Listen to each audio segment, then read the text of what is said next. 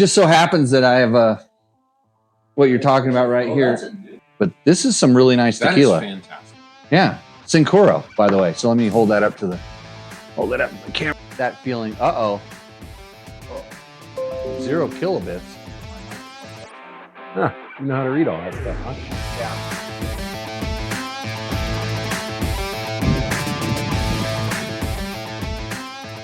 Go.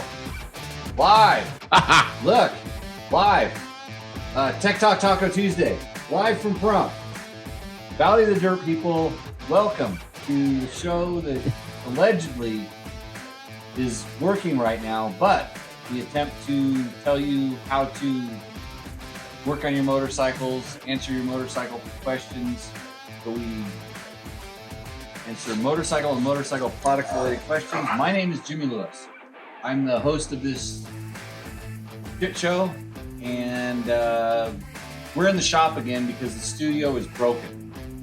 With me tonight, Down for repairs. Yeah. It's getting an upgrade. With me tonight, my co-host, the number one co-host of the show, evidently. Still running strong. Yep. Big John. That's me. Big John Perkins, another Valley of the Dirt native. Yeah. John is a professional CRF 450 catcher. Yeah, one and done. Haven't missed one yet. Yeah. So we're here tonight in the shop answering your questions. Going to we're going to work on some stuff if we need to. Hopefully the sound is good. If something seems like it's broken, let us know. I'm noticing the sound is a little bit low on my dials and things like that, but maybe my microphone's upside down. I don't know. You know how to read all that stuff, huh? Yeah, I was taught by somebody, but I didn't pay attention when I was in school. Let's see. Oh, we're dropping a lot of frames. We're really bad. That's pretty typical, I guess. Okay, so Tech Talk Taco Tuesday. Who else has a show where they are live in their garage and they'll fix anything you ask them to? Nope, just got to be us. Okay, so that's us. We're going to, I'll bet you these microphones are set up differently because when you talk, go ahead. Yeah, but I just talk a lot more. Oh, there's a lot more projection. You want to switch? You have a better microphone than Chip. Well, I don't know how I can fix the frame rates and stuff. I'm really looking to have somebody that's better than me fix this stuff here. Let's see. Might be the dirt people internet. Let's see. Sound is lower on your part. Okay, good. Let me try to switch the microphone. See if it's the microphone or you're just voice. So we just switched microphones. That's kind of weird, but we'll do it. So my microphone, yeah, look at that. It went up. I think there's like apps inside of the microphone or something. Are there any buttons that we can push on these things? There's no buttons on them, is there? Sorry. You just hold it. You're real professional. Yeah, but even if I hold it, see, mine kicks way up. There's probably an app or something for the microphone. There's a box for them someplace we could read the instructions, but probably not. Okay, now we've switched the thing. John's going to yell all night, and I'm the only one that'll notice. So, as usual, we have some exciting segments. We have a Rooster Endo segment tonight. If you don't know what Rooster Endo, it's brought to you by Taco Moto. Taco Moto is where you can go get your bike all discoed out. You can have ECUs sent to you. They do all kinds of trick little parts, fuel pumps. Their new fuel pump for the 2024 and newer KTMs that can run out of gas without running out of gas. That is coming real soon or soon to be fixed. But this show also would not be possible without one of our main sponsors, of course, Yamaha. And tonight, if you guys don't ask a lot of questions, I'm just going to walk over and put some Fast Company Flex handlebars on my Yamaha WR250F because I want to, because it needs to be done. And this, you go ahead. I have a couple of questions based on your 450 back there, actually. Okay. I was wandering around it a couple minutes ago. Wait, your microphone's not even working now, I don't think. Check to see. Check. Okay, yeah. It's all right. You're going to have to hold it like a regular microphone. Maybe be really aggressive. We could copy a you're going to have to hold that up. Yeah, there's an excuse. Here's an excuse for Well, John, how come you had like 5 Coors Lights? I hooked my microphone to it. Test. Oh, yeah, that's a ton better now. The Coors Light microphone. Okay, we just decided to have some beer flavored water. Yeah. Tonight, and then we'll do the segment where we drink tequila. We're finishing a bottle of tequila tonight. It's Sincuro. Let me go grab. Why don't you go grab that? I'll keep fucking rattling off. Oh yeah, no stuff all over there. Yeah, and Hobble is there. So thanks for the sound update, Victor. Hit it with a hammer. Of course, you guys are on a little bit of a delay, so just know that like the chat and all that stuff runs on a little bit of a delay. But tonight's tequila is Sincuro. I'll hold this up right here. See, we're having a low tide situation in there, but we're going to make that a non-existent. And then if Janie's watching, my bartender, she likes collecting these bottles for making lamps. Janie, you can come over and pick it up. We might have a special guest appearance tonight. Are we allowed to talk about that thing? Yeah. Yeah. It's not. No NDAs there. No, it's not super top secret. Yeah. So there might be. Everybody says I hate electric bikes, and so I don't. I actually went riding on Surons the other day. Those are cool. Yeah, they're super cool. And like people, I don't know why people think I hate them, but a friend of mine, we got in this little thing, and he sent me pictures of him riding Surons, and I said, "Have you disclosed that yet?" They're so cool, but they're so not at the same time. They're horrible. I mean, they are from a motorcycle guy perspective. And they haven't changed. I rode. I don't know if it was a Suron, but I rode something that was exactly like it. Literally in the God, it wasn't even the Orleans Arena. It was like a mini moto event, and it was at the South Point. Recently, or no, 15 years ago, maybe more. What was the brand? Why can't I think of it? They went out of business maybe 3 or 4 or 5 years ago. Oh, Alta. Yeah, There's Alta. Now, Alta was good. They were great. Alta was good. There was what's the other one that still makes? They make a lot of street bikes and stuff. There's I can't remember the names. But so back then there was like 4 or 5 companies that were making electric bikes, and there was a Suron, but it wasn't a Suron. It was the same. It was the exact same thing. It's just they had these things, and they had this race at Minimo. They always had this electric race, and I did it. And I rode a couple different. One of them actually had a transmission and a clutch, which was really weird and really stupid. I don't know if I like that. It kind of defeats a lot of the purpose for me. The good thing about it is because you could upshift and use the big snap of power. You could kill the big snap of power because it was all torque because the controllers were all wrong. And there was a lot of engineers from these companies engineers from the companies that had their development going on in the United States. I think there was some people from Alta there, and from somebody in the chat. Tell us what the name Talara. No, Talara was not the company. It was.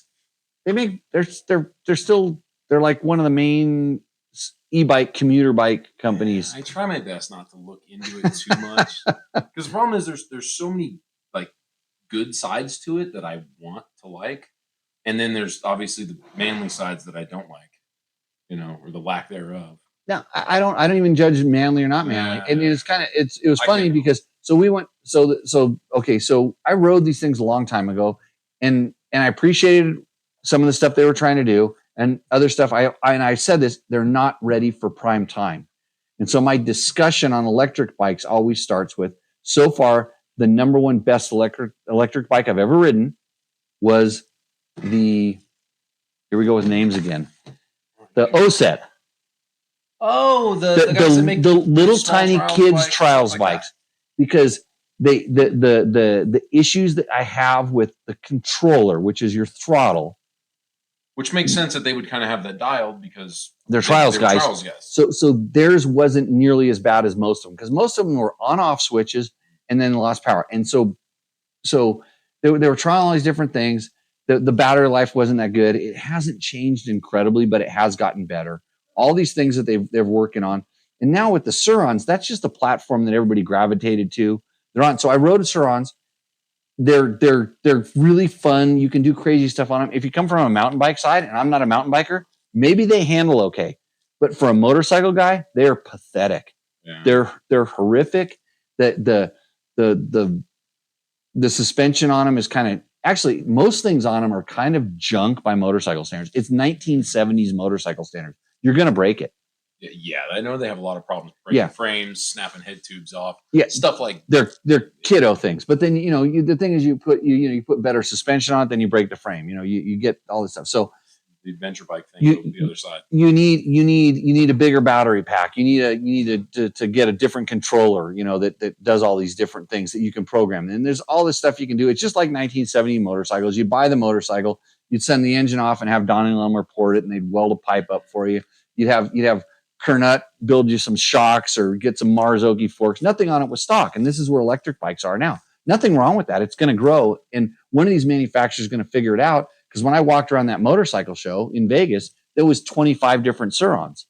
They weren't Surons. They were Surons, and there were Verons, and there were Wanrons and non-Ron and every different thing. But it was exactly the same thing because they just copied it and knocked it off.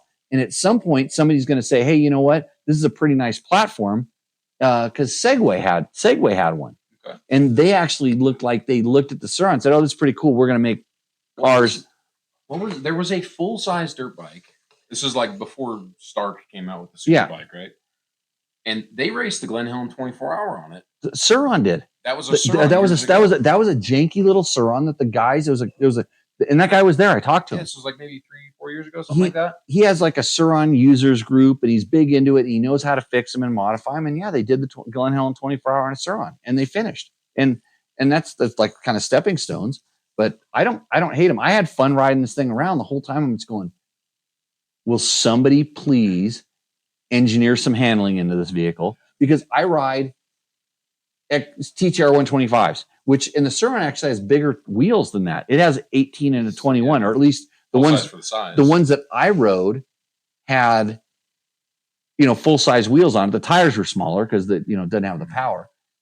And then I'm thinking, will someone please learn from the companies like Alta and Stark? Evidently, I've ridden the Stark, so I can't comment. But I think they've learned how to. You haven't ridden one yet. I've not ridden one. They won't let me ride. I can't talk to a real person that's ridden. Well, yeah, they're all influencers or something. And then there's people that have bought them, or the guys that own suspension companies, or guys that do this. I see them, and like when I asked for a test bike, they told me how they wanted it tested, and that's not the way that I operate. I'd like to ride like a regular person. So, more importantly, what is a Yamaha YDX Moro 7? I don't know. Victor, you been drinking? Well, we need to pour some of that Sincuro. Let's have some of that. So anyways, I don't hate electric bikes, even though my friend thinks I did. I did identify as an electric. He was wondering why I didn't post us riding the electric bikes, but my friend did. And it's just the way it works. So yeah, send a Stark over. They have the new E Stark, or the Enduro version. Then, because the day that I requested to ride the Stark, they were all into letting me ride the motocross bike. They have an Enduro one too. I know the day they agreed to, we'll get you a bike, and then they sent over how it was expected to be tested, and they didn't want me riding it off road, because obviously they did a little research on who Dirt Bike Test is. Mm-hmm. They didn't want me riding it off road, and I'm like, I'll ride it how I see fit, and if they know anything about it, I ride motocross bikes on motocross tracks, and I test them that way. It's not to say that I won't go trail ride it to see what it's like if I feel the need. But they said absolutely you cannot ride it off road. The next day they announced, we're coming out with an Enduro version and one with reverse. I'm like, what's reverse for? Or actually, they said, no, we have reverse. I can't think of what I would use reverse for on a dirt bike. But maybe. I don't know. I don't know either. But, well, we just had a reverse problem a minute ago. Maybe if it climbs a really good hill backwards. Well, no, you don't want front wheel drive. I don't know. That's really good. I remember this stuff being really good. It's got all good tequila stuff. Oh. It's got all good tequila stuff, but no bad tequila fantastic stuff. Oh, Jesus. Hold on. Check. That's what happens when you do it in the shop. The compressor turns on. Here, let me leave my mic away when this thing's done. John, hold the show. Yeah, that's the Yamaha electric bike. Okay. Well, I don't actually know anything about that bike, nor have I even seen or heard of that bike. Victor, is that like the pedal mountain bike with a electric assist, or is this like a full electric bike? When's that? Well, Victor commented. Oh, it's the Yamaha electric mountain bike. They're like kind of like KTM has a electric. They're like a giant. yeah, they're pedal bikes. Yeah, just like thing. So OSET, yeah, that was the name for sure. OSET was the bike. The Star Varg, I haven't ridden it, love to, but there's a lot of like for that.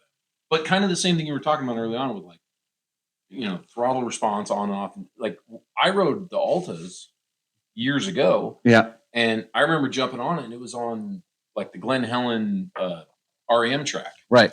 But I remember it being awesome, but it was an REM track. They were kind of like 250s, slow 250s. So you could really ride them hard. It really didn't matter if it was an on-off switch because my test ground was, they give you 2 laps or whatever. And it was pretty hard laps. So that didn't matter so much. And I went trail riding on the Alta. The Alta guy came out and they didn't didn't care about motocross tests. They wanted us to test them off road. And we took 2 of them and put 4 hours on them on the battery, came back at like kind of almost 0.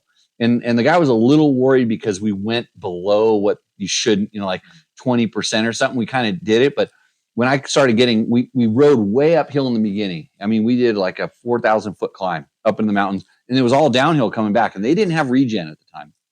We rode them back down and I got back down. I still had like 30 or 40%. And then, so I started really using it. And then it like goes into some like warning kind of limp mode. And I mean, I want, what happens if you have to use it? So, I wrote it back in. I'm not abusing it, but I want to learn about this kind of stuff. I want it to be there if I need it. Yeah. So, okay, here we go. What does Anthony 98 MX ask? By the way, the show brought to you by Yamaha, by the way. You're gonna I don't think it's on. You don't think it's on? I don't even think it's on. Okay, hold on, let me check to make sure. Maybe it is off. I think it's picking up your volume. It's on now. Hey, turn the mic on, dumbass. Okay, this show brought to you by Yamaha. Yamaha sponsors our microphones that sometimes we turn on. We were probably saying good things about other brands, and we couldn't leave that microphone. Once we spent so long talking about batteries, we had batteries. Yeah, we had to. Well, yours will last longer than mine. So, okay, John, thanks for figuring that out. Okay, if you were in the chat and you didn't figure out that John's mic wasn't working, bad on you. Oh, look at this. We got a call from Trevor Hunter. Put him in. Trevor Hunter, welcome to Tech Talk Taco Tuesday. You're live on the show. Still going on? Free bug. It's still going on. This is the show that supports you in the lifestyle you become accustomed to, buddy. They keep it going. Yeah. Okay. Good. Possible. So and the only reason you called back is you called earlier saying you're going to give me a bunch of money. Right. That's how I get kids to call me back these days, John. Why I keep showing up. Yeah. So on the line, Trevor Hunter, Dirt Bike's #2 test rider. Number 1 are these kids I just got a hold of up in Reno. I think they're 10 and 8, and they're going to be they rode the mini. I got a couple of good ones. Your guys didn't talk. I interviewed him at the thing last night or the other night. So Trevor, welcome to the show. We just figured out how to turn our second microphone on. Is that an improvement? I guess I could look at as an improvement. Okay. Have you? That's what's being said. Have you texted all your friends and told them that they should watch the show because we're going to make fun of you? I only have like maybe one friend at most, so I'll text him right now. Okay, good. Damn reason of it. When I was your age, I didn't have any friends, so you're doing pretty good. So what's new in the world of dirt bike test and what you're testing these days? We just got a 2-stroke performance power kit for the Gas 3. So I've been riding that a little bit. So I got a question that is going to relate to something else. Yep. Have you run it out of gas without fully running out of gas? I have not yet. I raced at SRA on Sunday, and it was pretty low in the tank, but I had no problems. I was available on Sunday. I was available on Sunday. I didn't get a call to come out and ride some of the new 450s. I told you there's a night race. I told you there's a day race. So yeah, but like I could have received a call and said, "Hey, Jimmy, come out and like ride brand new bikes with brand new tires, and I'll pay for the gas, and I can probably get you in the gate and all that stuff." Remember when I used to do that to you? Should have called Scott for that one. Oh, Is he still a Cali guy? Well, I think he seems to still. That's the one manufacturer you can still get bikes from. Yeah. I think. I don't know. Does he still get them from Cowie? Or does he steal them from you? I have our off-road 450. I'm not sure if he has anything. He's a Triumph guy now. Okay, yeah. Well, that was my bike. Yeah. He just went and picked it up before I could get there, so I need to go get it before he puts big springs on it. Because actually, I need to go ride that because I'm going to go ride the Triumph 450 Enduro, which is in late June, Trevor. So should we include that in our 450 comparison? It wouldn't be a bad idea. Okay. Well, I'll ride it and then we'll tell you whether it needs to be included or not. Because I don't even know. I'm not even sure whether it's coming as a off-road only bike or it's actually street legal. They haven't really talked a lot about that whole realm yet, but we'll find out. There's a question for you, Trevor. What is Trevor riding in the Big Bear ride? I don't know what I'm riding, but I'm racing. I'm planning on racing a 300L again, but possibly with some modifications. Okay, wait. Yamaha is one of our main sponsors, and I know you've been trying to get a real ride. Do they make a 300L? No, but they have a 230 or 250 XT250. XT250. Yep. Or the TW 200. The TWs are so cool. A possibility. Okay, I think we should see if we can start getting you. I'll build a proposal up to get you on a TW 200 for your dual sport race. You call it a race. I think they're having a dual sport race someplace else in a couple weeks. Like I don't know when these dual sport things turned into races. I mean, how is it not a race? It's a bunch of guys. I'm not poo-pooing on dual sport rides at all. I mean, I think think so highly of dual sport riders and guys that are just core dual sport guys. But since you haven't even ever really raced in your life, or maybe you raced and didn't do that good, now you can show up in an event and you can claim like you're like overalling something. You good for you. I mean, wear that hat. Stand on the. Do they have a podium there? Big Bear, they have like a little backdrop. You just get a picture with your finisher flag. Oh, you're the first one there. Do they have five? Do they have 5 spots like your goofy mountain bike races do? No, I'm not. I didn't finish that high up, so I didn't see if there was 5 spots or 3. They weren't sitting there. Yeah. Okay. Don't hate. You people don't hate on dual sport rides. Because they're super awesome. I mean, I support. That's why I'm going back. Yeah, I mean, it's good. It's good to have an event to get people out there and stuff like that. But here's my problem with a lot of them is that a lot of these people that put on dual sport rides go out and find really good trails, and then they run everybody on them, and they never come back and do any work on the trails or something. It's not like when you have a race and you go and maintain and groom the course, or you put on an enduro and stuff and you're able to change the routes and stuff like this.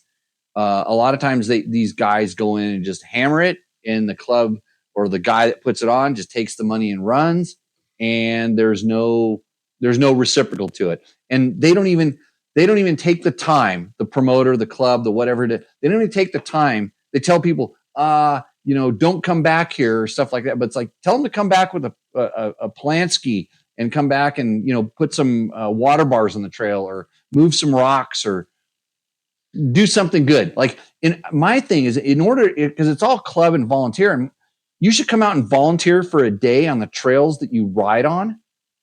Mm-hmm. And then you get to ride the dual sport ride in the area because you will ride different. I don't know. Have you heard me go down this path before, Trevor?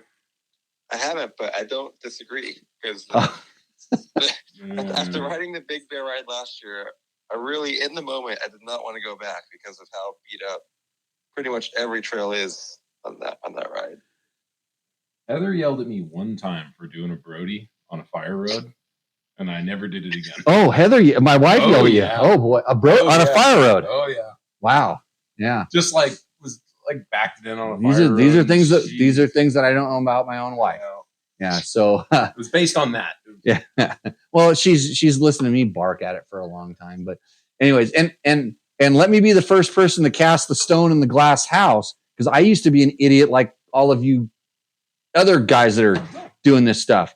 And I learned the hard way because I had a really good friend, a couple of really good friends, old guys that told me, you dipshit, don't cut the trail. Don't burn through the water bar. Here, come out and work with us. Oh, no, you won't come out and work with us? Good. I'm never showing you another trail in my life.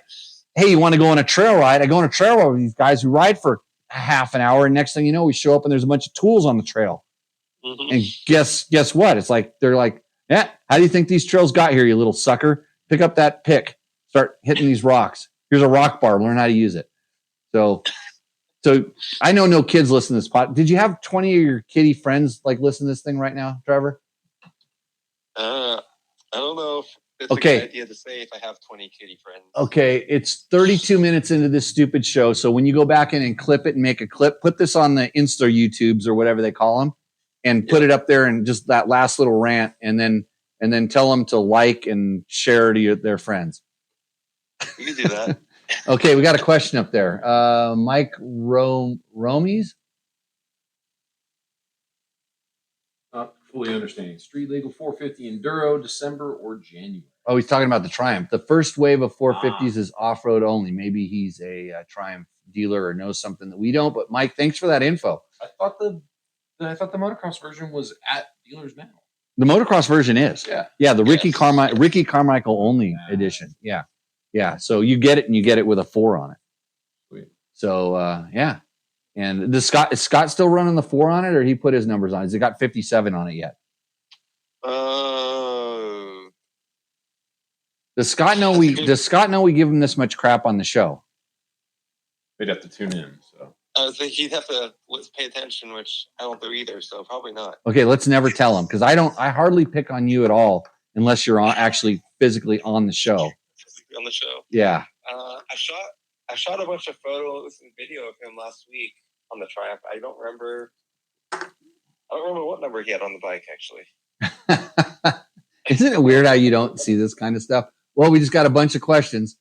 What does Asher Lito want to know? They said, funny enough, Jimmy, you influenced me to work on trails, and now I'm a trail ranger in North Idaho, building and maintaining trails for a job.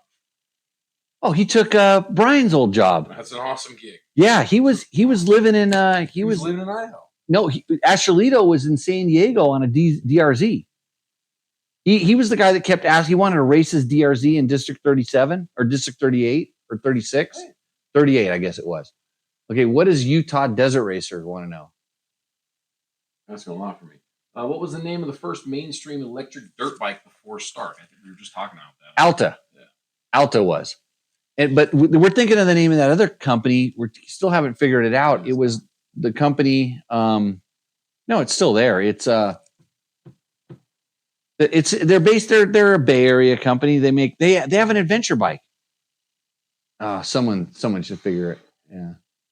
Yep. Oh well. So yeah, it was Alta. But anyways, there's some of that left.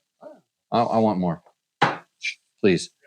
Yeah, Trevor. Yeah, you need to get us more sponsors on the show. Actually, there's a guy who's a fan of the show who is sending us some mezcal. Yeah, he's sending us some. That's better. Yeah, he said he's sending us some really good mezcal up from. So when I get that, we will test. I think it might be coming tomorrow because I'm getting an undisclosed package from stamps.com. So that might be the one. Okay, Trevor. Anything else that you need to report on before we send you off to the? Are you going into your awesome shop to go work on bikes, kind of like my awesome shop? No, I send my dad's bike, my brother's bikes. I send all theirs there because they don't actually work on them or ride them. So those go there for storage, and I work on my stuff here out in the parking lot, the driveway. Yep, all in one. Yeah, you could move out here. You got a big old shop. There's room. There's room in my shop. I actually heard Jimmy will build you a new garage if you come out here. Yeah, there's a rumor. Yeah. Wow, for free, huh? No, it's got its price. Everything has a price tag around here. I don't have to be a Baja champion or a Dakar champion or anything. It could just be a just come with money. SRA night race champion. Yeah, show up with money. I go riding all the time. If you live around here and you're close by, you find out we go riding all the time. And you go riding with us. You know, you just ride out of the door. It's amazing. You don't have to go drive for 2 hours. And actually, go still racing the DRZ in woods races instead of desert. That's better than the desert. I tell you what. So, Jimmy, we won the SRA night race on Saturday night. You and who else? That Tyler Belknap kid, too fond of. Who? And then Cody Lee, Yamaha test rider. Who? Tyler who? Yeah, I can't remember his last name, actually. How many riders were on the team? We had 3. 3. How many were you allowed to have? 3 or 4? I'm not sure. You could have 4 people on. How long was the race? 2 hours. You girls, jeez. I remember when 2-hour races were for one person. Oh, I thought you were going to jump in and say you could have done a hero lap. Oh, yeah. How come you didn't call me out? I could have jumped in and done a hero lap on your team. I invited you several times. You just never... I was busy. I went to my friend's retirement party. Oh, gosh. Yeah. My friend's daughter turned 18 and graduated. And guess what he called it? His retirement party. Retirement party. Yeah, I saw your buddies there. I saw TJ, the guy that can snap axles on a YZ450. You got lots of speed to do that. Yep. I saw Cooper, the guy who can take bikes that we get him a lot of parts for and sell for more money. That guy. Yeah. All your friends. Oh, my friends. Well, they're your age, so I figured they're all your friends. You should they might want to be your friend because they were my friend because they thought I had free motorcycles. I've got enough friends. Speaking of free parts, though. Oh, free parts. Yeah. So, okay, Trevor. Well, hey, thanks for calling Tech Talk Taco Tuesday and checking in. One last thing. When are you going to come ride the gas to see how the 2-stroke performance kit runs?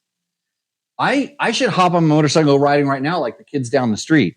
You hear 2 and 4-stroke sounds right now out the door of this shop. You hear that in your neighborhood, Trevor? Also cloud cover in southern Nevada.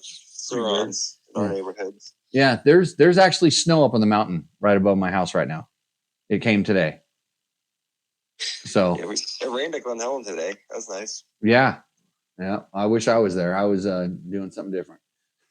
So, okay, yeah, I'd like to come. Hey, but I want to bring the Taco Moto fuel pump kit that won't let the bike run out of gas because he wants to get it tested a little bit more before its final release. I guess it works, but he wants people that thrash things to test it. Does that fit in all tanks like IMS and Cherubies? I think, yeah, because I think all the tanks have. Well, IMS actually makes a tank that relocate. You have to replace the whole pump with the old pump. Yeah. Okay. Yeah, they actually. What do you have on a stock tank or IMS? Right now I have a stock, and I have in the Cherubies tank for it too. And so the Cherubies is a little bit bigger, and it uses the stock pump. Yeah. Okay, I'm getting you the fuel pump. All right. Then we can go for a real ride. We can go riding more than like your 20 minutes like you little kids do. We'll go for a man ride. A man? I'm not a man. Well, we'll work on it. and then we'll fix some water bars and we'll trim some brush and all that stuff. Right thing. All right. Okay, I'll tell you about that ride we're doing real soon. Okay, Trevor, I need to talk to your dad about having him come out here and have a meeting with our town people about a GP on a golf course. Okay. Yep. See ya. See ya. That was Trevor Hunter, everybody. Dirt bike tests. He's the number 1 test rider because I'm trying to retire. So thanks for jumping in on the comments. If you have any real tech questions where you want to ask questions in the chat, like it says here. So we have this whole shop that it's ready to go. We could work on something. And if you don't ask any questions, I'm going to go put handlebars in that nice, sweet WR250 that you see right there. We have this other camera that's pointing at the screen. See, it shows our backs right now. We can wave at the camera. There's a little bit of a delay, but that will show what's going on. But this shop is wired for sound, as we like to say in the industry. But this is some really nice That tequila. is fantastic. Yeah. Sincoro, by the way. So let me hold that up to the camera again there one more time.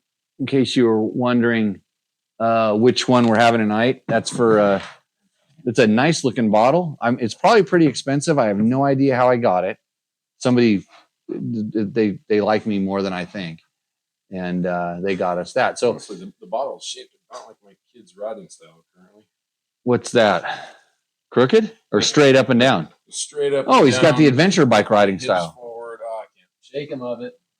Been trying. You know, we had a tornado here the other day, like literally a mini tornado. Yeah, I just watched the trees try to break out there because we have thunderstorms coming our way. Hopefully tonight we're supposed to go ride in the morning with the boys. I'm not doing anything, but well, now that you can ride, John just did his first ride back from broken femur. Oh my goodness! From one shop to the next. Electric start trail bikes. Yeah. So, there was actually someone earlier in the comments that asked. It was a what 250 should I buy type of question. You know, we missed it. Well, let's go back. I don't know if he's. Oh yeah, there. Anthony 98 MX. Yeah. What's a good 250 for a 16-year-old 135-pound rider? I've been stuck between the Honda and the Yamaha. Okay, so this is a good question. I hope Anthony's there. I wonder if I can. I don't know if I can. No, I don't want to block the user. No timeouts. So hopefully Anthony's there. Shoot, I wonder if there's a way to reach back to them. Is Anthony? If you're there, let us know. But I'll go ahead and answer that. 250 for a 16-year-old. Here's the question. 16-year-old means nothing.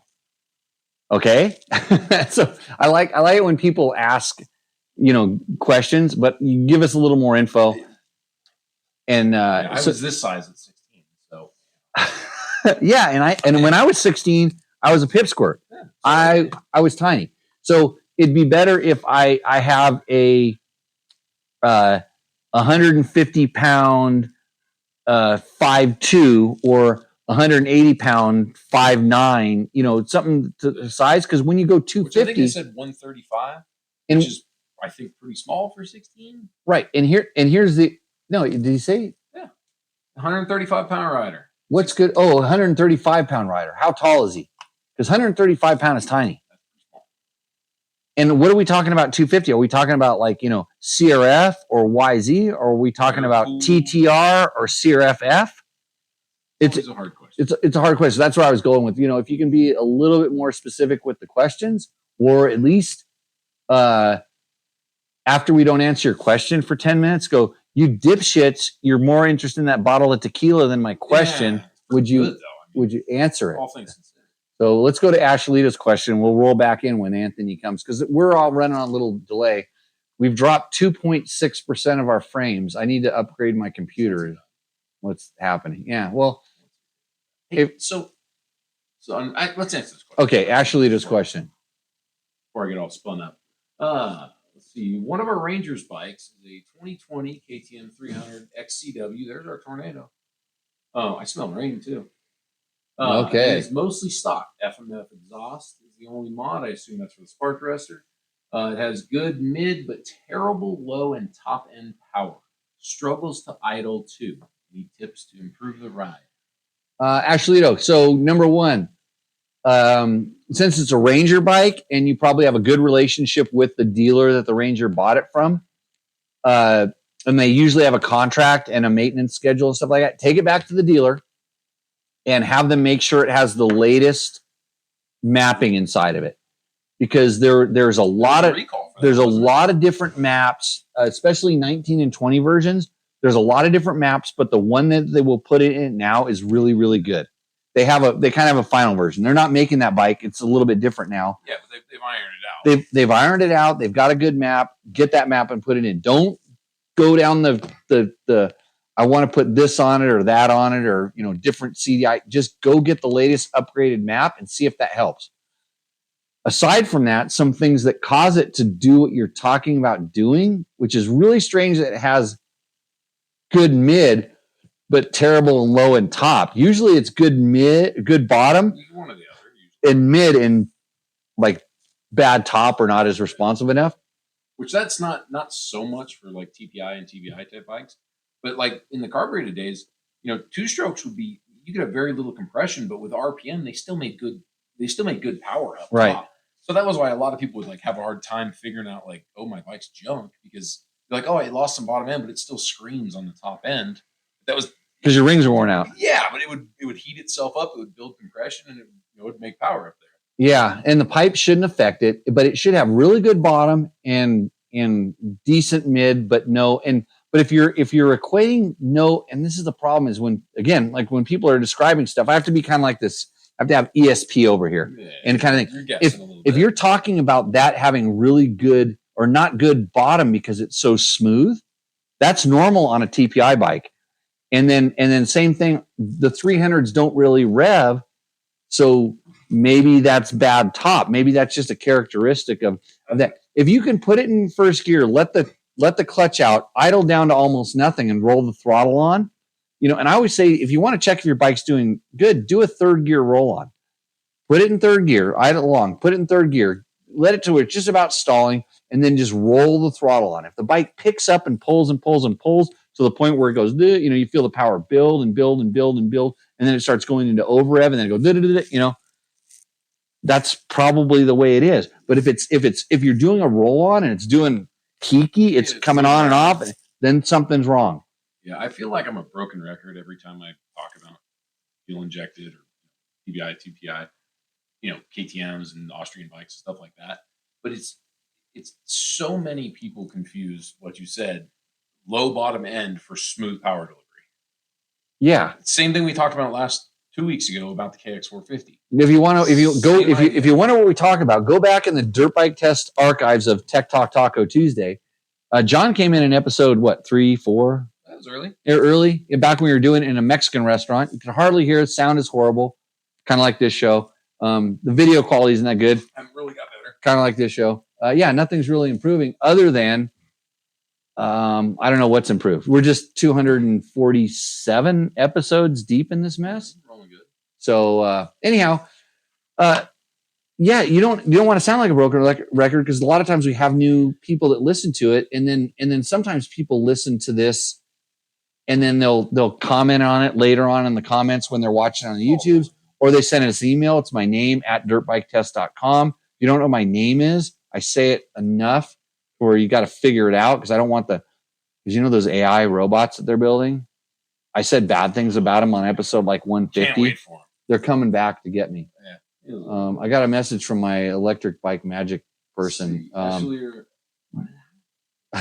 can't see that far, but that it's like the bottom end doesn't exist. You can't get it to lug like our other bikes on the Idaho single trail and switchbacks. Lug like could very well be a worn out motor. Yeah, how many hours are on an Ashlito? That's a good question. And lug a good running KTM TPI bike is like the best lugging bike there is. I mean, way better than carbureted ones. So yeah, something's obviously up. So in just like things that can be up, there's the crankcase pressure sensor was kind of an issue on those bikes. You just never know. I mean, I don't know when they would fail, so that could be kind of a thing. Let's see. Thanks for the map idea. Our dealers keep screwing us over and are incompetent, but I'll tell my boss about it, and that might help the bike. I assume as a I know a lot of different dealers and there's some of them are super. If you're working on trails, they want to help you. There are so many good dealers that want to help the trail workers and the ranger program and stuff. Idaho. That place is phenomenal for trail man. They won't screw you. So Ashley, to send me an email and I'll get you hooked up with the right people if there's any kind of an issue. There are some dealers that just see the government bike come in, you know, because they look at them and they go, these guys don't know anything. And then it's like, okay, I can do it. So about our thing that was going to show up, not your deal, but the controller failed in a way that the kids knew about. I have a new one installed on Sunday. Yeah, so anyways. Okay, that thing will be back. Yeah, I broke it. I broke an electric bike today. Oh, man. Yeah. I didn't even get to ride it. I wanted to show you something super top secret, but I broke it.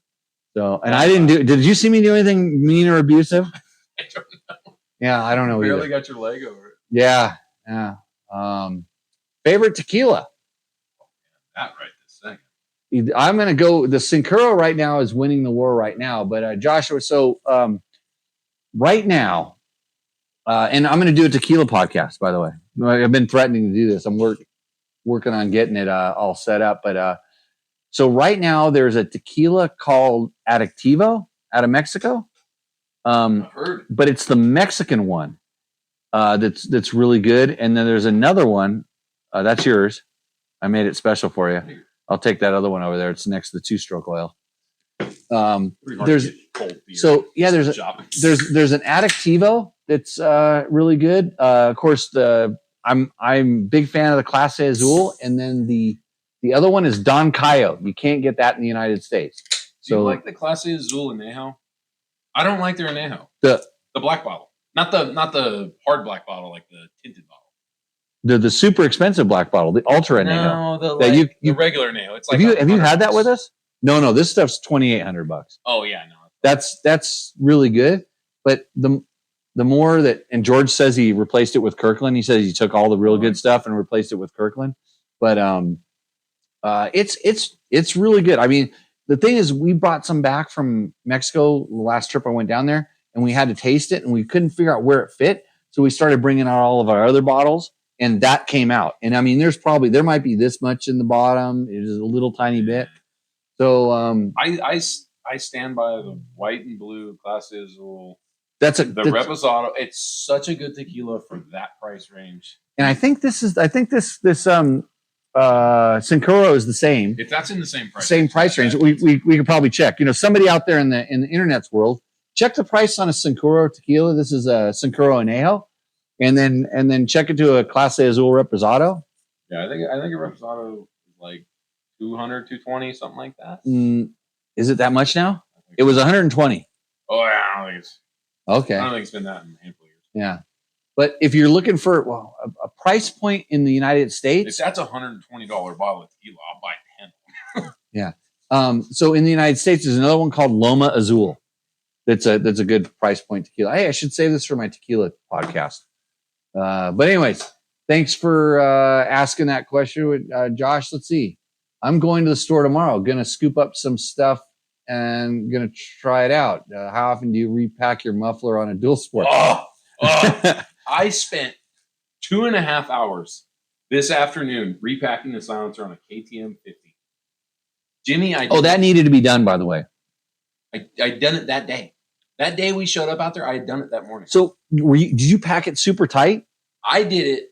I've done that thing every which way I've ever known how to pack a silencer. Okay, Josh, we're gonna get to your question. Sorry, we're gonna run down. This is Tech Talk Taco Tuesday. Yeah. We run a little loose. So, backstory: I showed up to the Pahrump Ride Day at our local track, and my son's KTM 50 is the most cackling, loud motorcycle. It's got a crack to it. It's not the total noise. It's just the crack back. Yep. Each stroke of that 2-stroke motor. Very loud. And it's got a FMF head pipe and a silencer on it. Is the silencer a shorty? Oh, it's this long, but it's a 50. So, but it's. I think it is a short. It doesn't specifically say shorty, but I mean it's only. But that's a modified 50.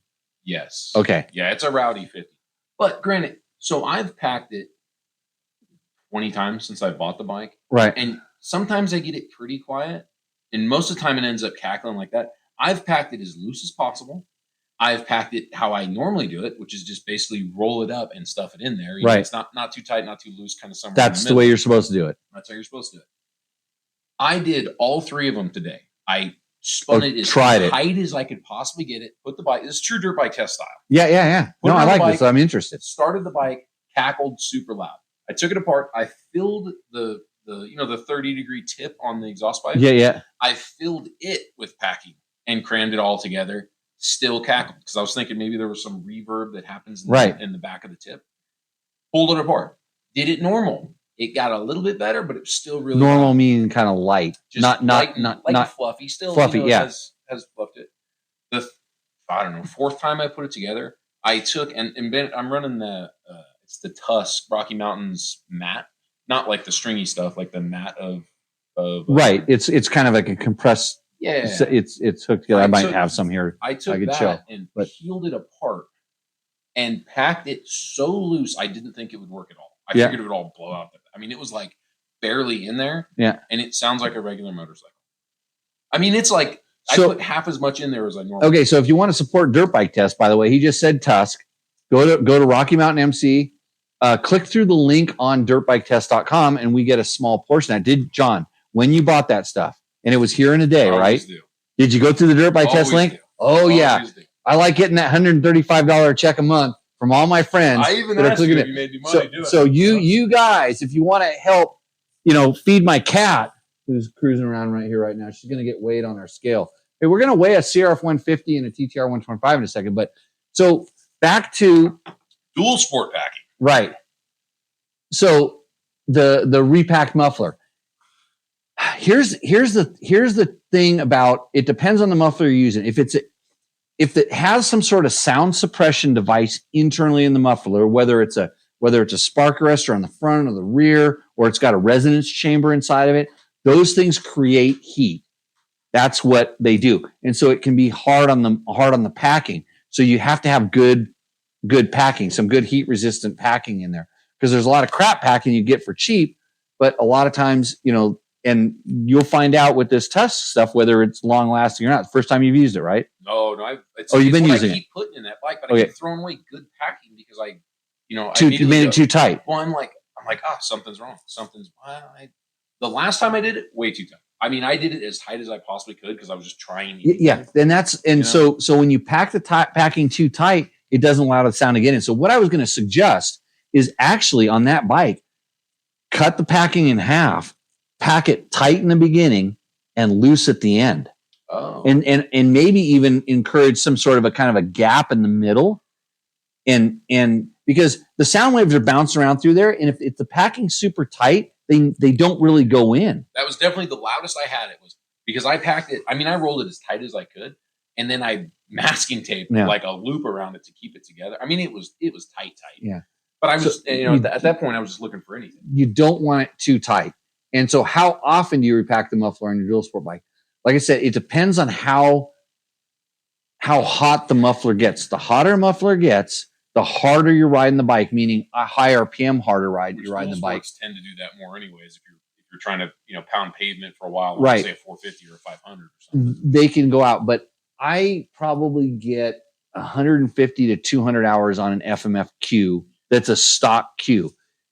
I never run my KTMs with the stock one. The stock KTM mufflers will run a long time because they have to. It's a requirement. But I never run mine with that perf thing in the end. And so I suspect if I rode my bike like I normally do with that perf thing in the end, it would really burn the packing out. So I might have to do it sooner. But on a lot of my bikes that I have the stock muffler on, that perf thing's out. I've never repacked them. There's 2 or 3 of them sitting over there that have a couple hundred hours on each of them. And I've over the time replaced them with an FMFQ. And there's definitely so he has the Promoto end cap. That's good. So you've eliminated with the end cap, you've eliminated the major source of heat containment inside that thing. And if it has 175 hours, I would say you're probably good for another 100 in all honesty, if just guessing. But when it depends on how you ride. If you're doing a lot of wide open, hard, high heat stuff, then it's going to be less than if you're trail riding. You could trail ride the thing forever if you never did the freeway stretches. I'm really bad about early maintenance. Really bad. Like oil changes I do way too frequently type of thing. I mean, at 175 hours, I think the Tusk packing is $10. Yeah. And if you're slow an hour in the garage, you get to sit in the garage, drink 10 beers, and pack the silencer. No. I mean, 4. Yeah, 10. Okay, 4. Well, no wonder it's so loud. Now I understand the beer to silencer ratio makes sense. And Gregory says he assumes we were talking about the resonator. So when I'm talking about this, I was being very generic when I was talking about the sound reduction device. So there's a chamber inside of a lot of mufflers where it kind of it pumps in, it has to go through some zigzags and stuff. And that would be what would be called the resonator. Like the FMFQ has some sound baffling stuff inside of there. There's different, but for the most part now, a lot of the mufflers are just, especially the accessory ones, are just straight through and they figure out let me grab some. Yeah, watch this. Yeah. Here's what we do in this. Here's why you're today in the shop, because I can run right over here and grab a snorkel. There we go. Yeah. There's a piece right there. So yeah, they run them straight through and then deal with it on the tail end. Yeah. So this is a snorkel on a cue, and so it depends on the muffler. Now there's some stuff in the front of the muffler. Before there wasn't, and they just had to put this piece in, which is smaller. It's got a tapered end up here, and then this is a smaller outlet where if you took this out, it's an open muffler. Yeah, which I love though. One of the coolest things that I've done. Yeah, because you get this that you can pull out. Pull it up so people can see you there. Yeah. You can pull this out super easy. There's a little ring, like a two-sided ring, snap ring here. You can pull this out and have a big honking hole in it. You can not cut that off because that wouldn't make it a spark arrestor anymore, and put it back in if you want a little bit more back pressure. Yeah. Some things that like more back pressure and some things that don't, Yeah. So it's kind of cool. They give you, there's a lot of option with just that one little piece there. Yeah. And I have, one of the things I have tested is a lot of different shapes of these and different things in these that do stuff for sound, and largely it's done for sound, but it's also for performance, because I want a certain kind of throttle response, and I don't want it to. And you can make this really small, and the bike still runs okay, but the throttle response goes to crap. I mean, runs okay like the number you're getting on a dyno, but then it also increases heat, and this one increases heat kind of at the tail end. And so if you have one of the FMF mufflers, let me go grab one. Hold on. Carbon ends. Yeah, so I don't know if I have a carbon in one here. Yeah, I do. That's why. Okay.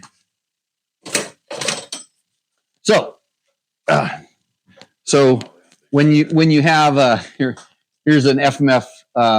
This is a 4.1, but it was built. I have to look in there, see. Okay, it's a 4.1 because sometimes the Q has something different in the front part, but you can see the difference just in the outlet size here. And so I'm showing you the difference between and this is a 4.1 that most people would take the insert completely out, but this has a spark arrestor insert dropped in. Right? Yeah, that has the spark arrestor insert in it. And this is the one off the Q, which is smaller. And then there's different levels of sound dampening. But when you put this one in here, and the reason I was able to go grab both of these is I tried this one here. Look at the color around here. Yeah. It's getting rowdy out there. Yeah, it's getting rowdy out there. And then look at the color at the end. Yeah. It's hard to see. It's gotten warm, and it will compromise the carbon. So, but if you have a stainless one at the end, it's not an issue. Which usually you can do all right on the carbon tips, and then you get them really, really hot and then dump the bike. And then just a carbon is like, it starts getting a little brittle, and that's where you get like where it'll blow the back end of them out. Yeah, but it's all metal in the inside. The carbon is just a decoration. Yeah, I know. So some people are more worried about the aesthetic of their bike, me, than the performance. Sometimes, not. Yeah, not all the time. I kind of care about what it feels like when I ride it and how it works, and you're the one that has to look at my bike, so I don't care. Well, my problem is I used to have a full-time job. Off for a little bit here. But, so I spend a lot more time looking at them than I do riding them, unfortunately. Right. I have a hard time just keeping them maintained. So, okay. Let's see. I see a pussy by the Yamaha. Victor, you're amazing. Where is it? Yeah. She's gone already. It's already, the pussy just leaves the building. Actually, that was on delay from you grabbing the exhaust. Oh, well, I mean, she might have been following me around. The cat, all it does is eat rats and things like that. But I teased the show last time. I got a lot of views because I said I was going to show pussy on Tech Talk Taco Tuesday, and I did. And evidently, I've done it 2 weeks in a row. So don't get me banned. Hey, so back to Joshua's. By the way, this show brought to you by Yamaha. Yamaha, if you need a good dual sport bike, write a letter to Yamaha and tell them you'd like them to make a really good dual sport bike, because I bet you they can make the best one if they had it. So, but if you need a competition bike, like just look who's winning at the Nationals, especially a 250F, just like that one right there. Yeah, pretty darn fast. That's why I'm gonna hook that thing. This is a good question. Okay, do you have a preference on the packing you use? Because back to my earlier dilemma with the KTM 50, I was at the point before my testing today, I was going to start buying different packing. I I was like, I don't know. I'm running out of options here. And I was going to go back to, the old school kind of stringy stuff that you used to kind of have to cram in there, and then it would be tight and loose and tight and loose, and it sucked. So I have been, because I was able to get some of that really good stringy stuff that had a higher temperature, and I don't remember where I got it from. I think it was from somebody from in the pipe industry. Said, "Hey, try this," and it was really good loose stringy stuff that I had to pack in, and I put it in a muffler, and I haven't taken it out.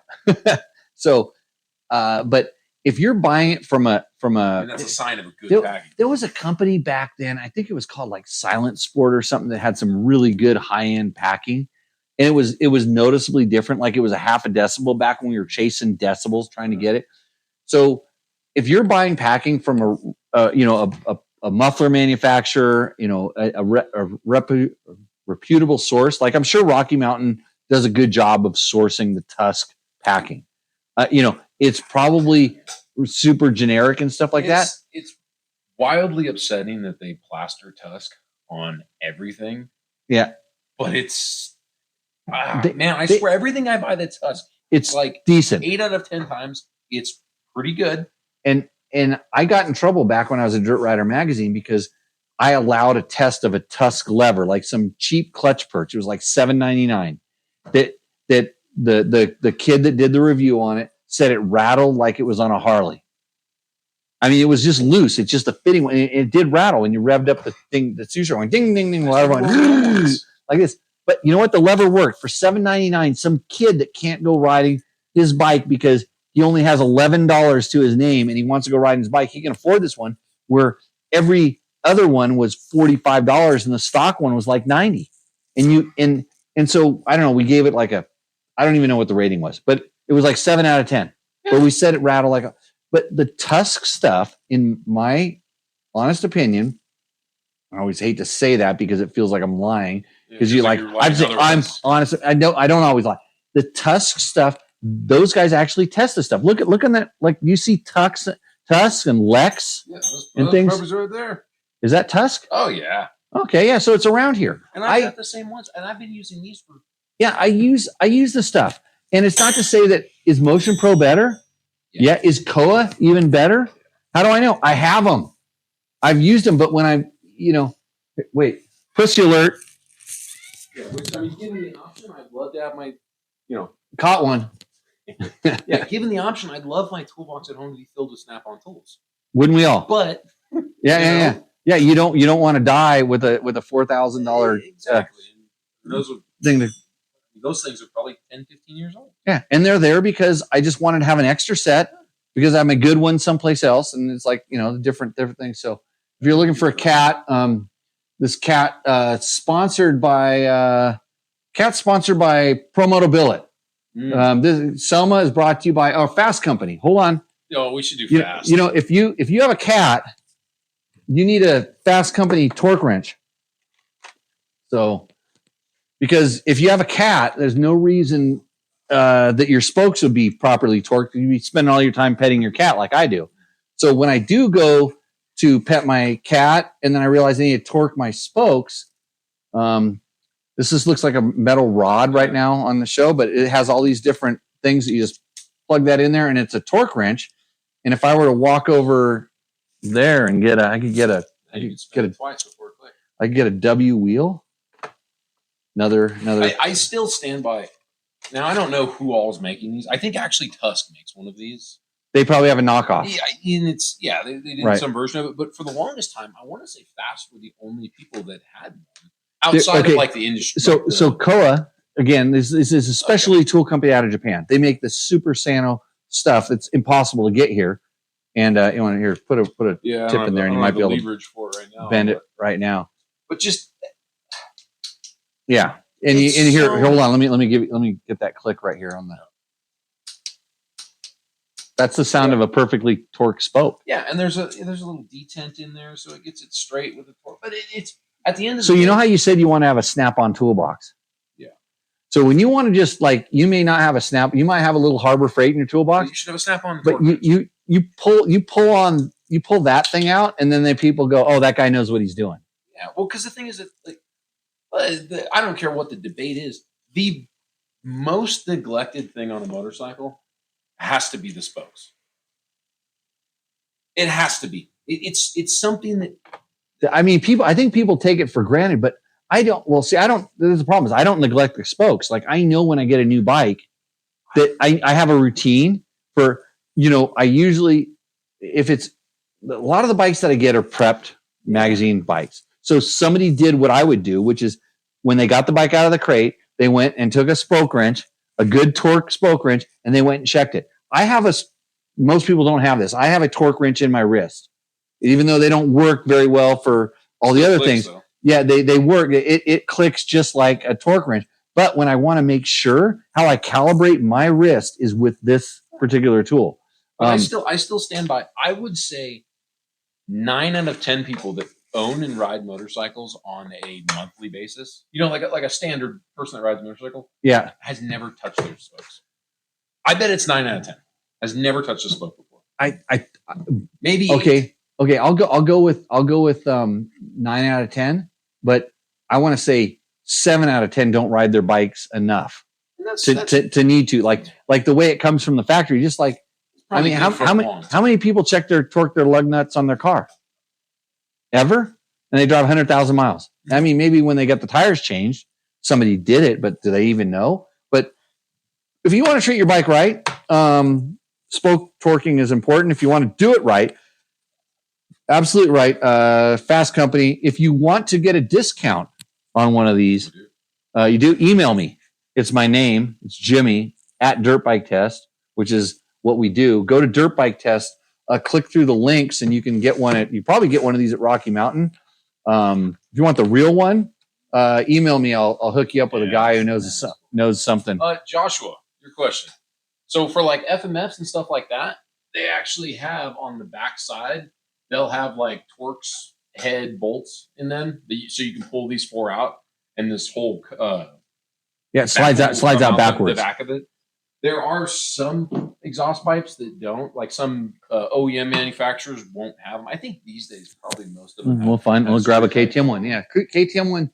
KTM's are interesting. There was definitely a time 15 years ago everything needed a rivet. So the KTM, here's a stock KTM muffler, by the way. So KTM actually has their Torx at the end. You can pull the cap out. These are usually glued in. They're glued in. They're not that easy to get out. You have to do a lot of tapping and stuff like that. The KTM is riveted on the back side, on the other side. So you have to kind of tap this sucker out and get it out. I mean, you can hear this thing. I mean, it doesn't have a. Well, no, this actually has a lot. This thing has like 400 hours on it. This particular one because probably weighs 3 times this thing. Yeah. So even being. Hold on. You want to know what? Hey, let's just do a muffler comparison. I'll just weigh it out here. Hold on. Watch this. This is what's so awesome about this show is that I can go like this. Hold on. Find this thing here. I go here. Yes, Joshua. That's a stock KTM. What 2000? This is a 6 days, a 2020 6 days muffler. And then where's that little? Give me this thing here because it'll follow me. I got a thing here. It'll track me. Here we go. So I have a scale, a certified calibrate. Now that we're up and moving. Oh, amazing! Now that look what just ended up in my hand. Another. Whoa, amazing. Let me hit the track button here and see if it follows me. It's tracking you. It thinks you're more important than me. There we go. Okay. So anyhow, I'll put the bottle away. Sit right here. Okay, so we got to turn the scale on, off. So some of the stuff we do around here is test shit, and everybody wants to know what everything weighs. So here's stock KTM muffler is going to go on it. It's going to be hard to show you because it's tucked up against the thing here. Balance it on this side because it'll actually balance. 5 pounds. The stock KTM is 5 pounds, 14.6 ounces. Okay. I'll take that one off. And now I'll put the FMF. And it's a 4.1. So it's a little bit lighter than a Q. But this one is 4 pounds. So it's a 7.4 ounces. So it's a pound 6 ounces lighter. It's funny. It feels heavier. Almost. So the interesting thing about mufflers is sort of where they're at. You know, the muffler is out here and it's swinging. So if you take your muffler and you go like this, okay, what does that feel like? Versus when I grab this guy here and I go like that, there's a little bit of difference. The farther I put it out, the more, difference. So what I'm doing is I'm actually holding the muffler out and swinging it for all you people that are listening to this on a podcast. But that also works up and down just as well as it does side to side. Yeah, So that's thrown directly over the tire. Yeah, and it's pendulum, and that's why, for instance, that KTM, and actually these are from 2 different years, and I'll show you something interesting here. Is when you start talking about like design of bikes and everything, I'm going to hold this up, and you're going to look at the muffler mounts are pretty much the same. There's a little bit different between these 2 years, but if you look at where the muffler attaches, see how much longer. If they were attached, look at how much shorter that becomes if they're hooked up where they're to the header pipe. So here, and that's what they call mass centralization, if you're wondering. So they're always trying to get it closer to the center of the bike. They don't want the heavy stuff sticking out. You can't do much about the wheels because they're in a certain spot, and the muffler is a heavy thing that you can do. Now we got lightning and thunder going on out here. Okay.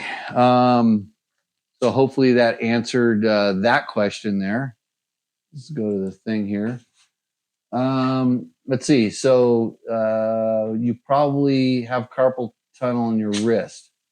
No, I destroyed my wrist. Oh, we got to work on that thing too. Got to work on some stuff. No, I destroyed my wrist racing motorcycles, maybe Dakar. Specifically destroyed my wrist. Both of them. Let's see, stock. So one of those was stock. One of them was off at 2019 or 2018. The other one was 2020. I'm guessing they're just stuff I had laying in a pile over there. No, you will not need a rivet tool. No, yeah, not on a stock one for sure. Actually, that one, both ends come apart on the KTM muffler. The stock KTM muffler, it's not riveted on either end. And I would usually take, like you said, like the FMF one, I would pull the not the end, I would pull the initial part out. So, okay. So that's the answer to the question. The next thing we need to do is talk about like amazingly awesome, super high horsepower beginner bikes. Mm-hmm. I have a Honda XR150 that I need to give back. And one of the things we always do with our test bikes here is weigh them. So we're going to, since we weigh stuff like the mufflers, we're going to weigh the XR150, find out what it weighs. So we're going to do a contest right now. If you can guess the weight, the weight of a stock 2024 black XR150 with a nearly, like it was filled up about 20 miles ago, which means it might be down like a quarter of a gallon. Oh. Yeah. If you can guess the weight, stock tires, stock everything. If you can guess the weight exactly, I'll send you a "Fuck You" t-shirt. I have one. Jerry left it here, but it has to be a size large. So we're going to do that. And John and I were going to have this discussion. I'm going to roll it back in. Tell them what we were going to talk about. Can you remember? Comparing the weights? The weights, yeah. Yeah. So talked about it a little bit earlier. So the 150s, I would say quite a bit taller, but in comparison, it's quite a bit taller than PPR. And when you pull each bike off the side stand and kind of give that generic feel of, hey, what does this thing do? It feels like the Honda's a ton heavier, but as I was discussing with Jimmy earlier today, I kind of think that might just be because the weight is a little higher up. It's more of a dual sport. It comes ready to ride on the street, so it has to have a metal tank. The tank's a little higher up on the bike. So, in our guesses, I think that they're within 15. What did I say? 15 pounds of each other. Did you say 15? I think you said 25. That was less than you. I said, yeah, you said 15, and I said, yeah, maybe I said 25. So I think they're going to be about 15 pounds from each other. Jimmy thinks about 25. I think he's wrong. So, but we got some. Oh, Our guest is coming in. I don't know about those So guests. what a smart internet user would have already done is done a Google search. Well, they're all pretty close to each other. And yeah, so they went to the Google search. And so here's where we're going to find out what the manufacturer weight is versus what the real weight is. And so I've got to I got to total guess from comments. I bet it's 240. Oh, that's what the because what did we say? We said 180. Oh, I don't know. I didn't really have a guess. No, wait, no, wait, two. No, wait, say two.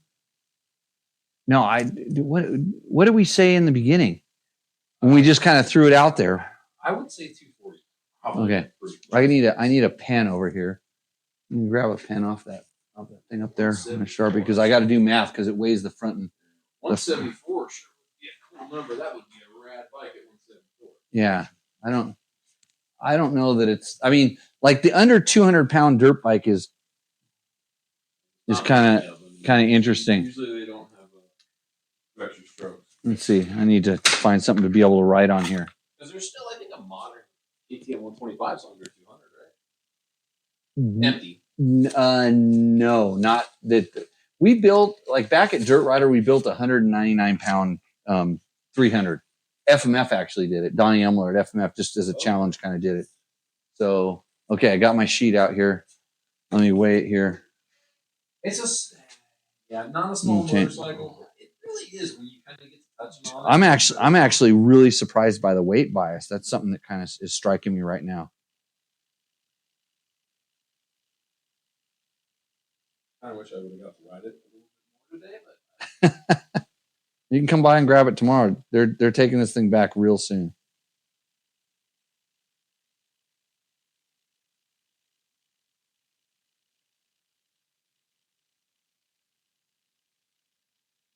Okay. We got 298.4. That's what the guesses are coming in. 292, 300 pounds.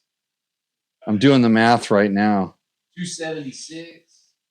Holy crap. There's no way that's a 300-pound motorcycle, right? Steel wheels, steel spokes, steel everything, steel swing arm. Yeah.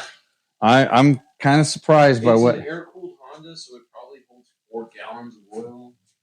Let's see, everything's zeroed back out. They're still accurate. I'm calibrating it by myself. So, oh yeah, I'm almost Clydesdale. Close to Clydesdale. So I said 25 pounds, right? I said 25 pounds. I'm thinking you're right. I said 25 pounds. I was kind of surprised by that. It was a little bit more than what I thought.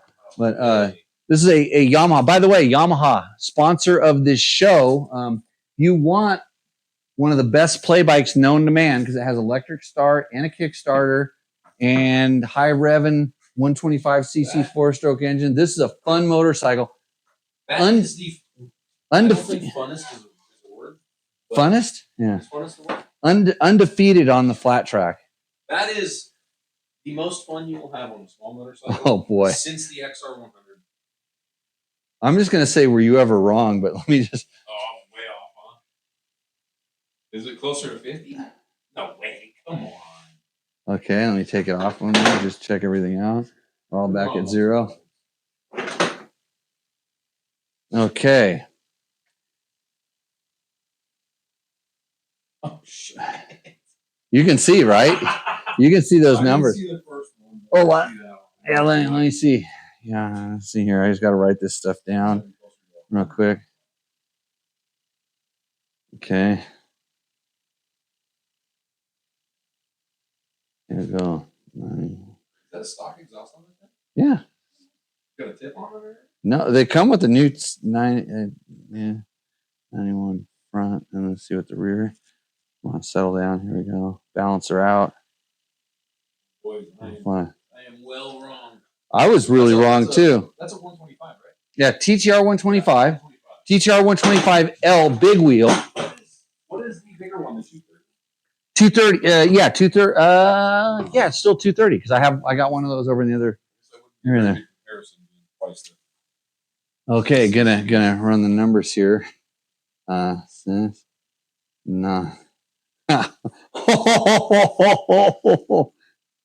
What is? Look at what's the math on that? What? 25 pounds? What? No. 80. Yeah. Okay. Did anybody get the number right? Like, let's scroll back through let's see. What do we get?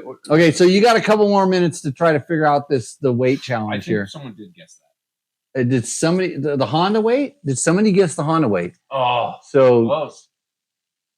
yeah, if we round that one out, it doesn't work. No. Wait, what bikes are we talking about? Ron, we're talking about a Honda XR150 is the weight you're trying to guess. You're trying to guess the full tank weight on an XR150. Let's see. That's not a small motorcycle. No. No one's got it yet. Okay, so you can keep guessing. But we got a good question here. What does Joshua want to know? Oh, you want to do that? Yeah. Okay. He says, I have Seat Concepts XLT and love it. Want a standard comfort, but can't afford a complete seat right now.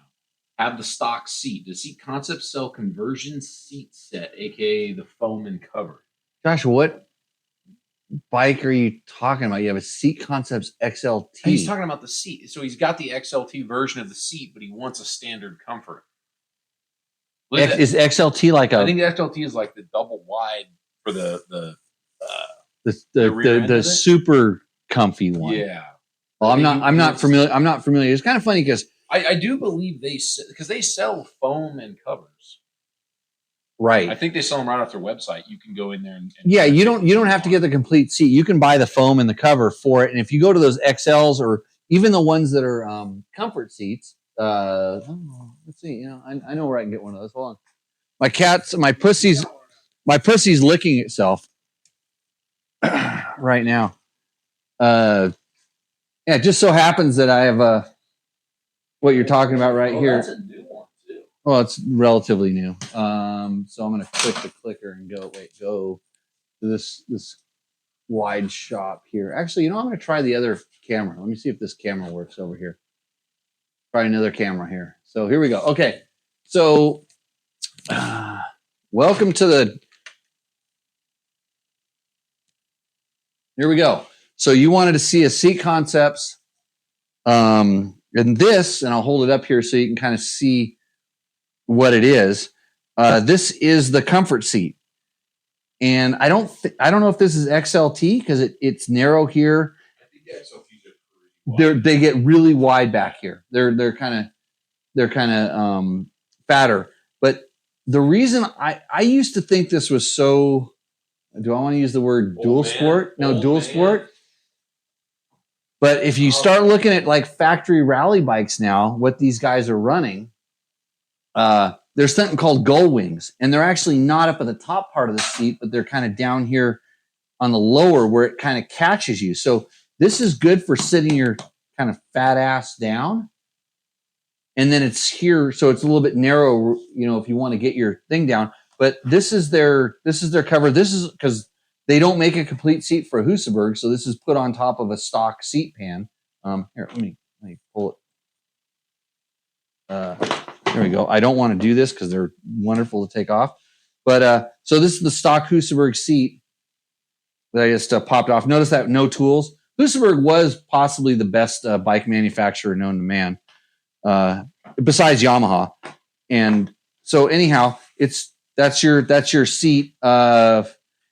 It kind of depends on how aggressive you're getting with your riding. This really helps. And I didn't like this before, but for off-road riding, anything but extreme enduro, I'll go with this kind of seat. When you kind of see this shape, this doesn't bother you when you're riding, but it catches you when you really accelerate hard. And if anybody's ridden a Husaberg 570, I hate to bring this up on this show. This motor makes a lot of power. I mean, we're talking like lots and lots of power on that particular bike, everybody. Just so you know. So hopefully that answered your question, whoever that was. We're going for, people are still trying to get the numbers down. Has anybody? Jamie, I always like my controversial questions.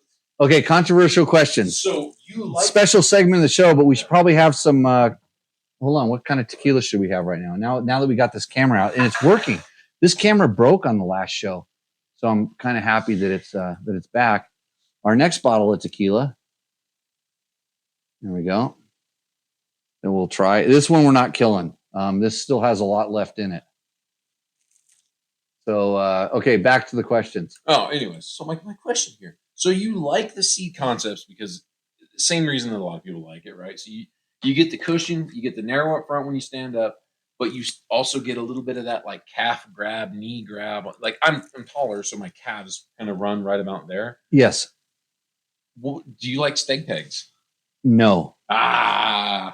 No. Didn't figure. Because it's funny because the seat, since it's soft, it's adjustable.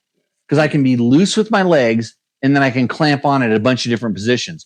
Where the steg pegs, for me, especially when I'm going down a steep downhill, I can no longer grab them. They don't work. Yeah, and people are like, well, why are you falling off the back? I'm not falling off my motorcycle. When I grab my motorcycle, I'm trying to hang on to it.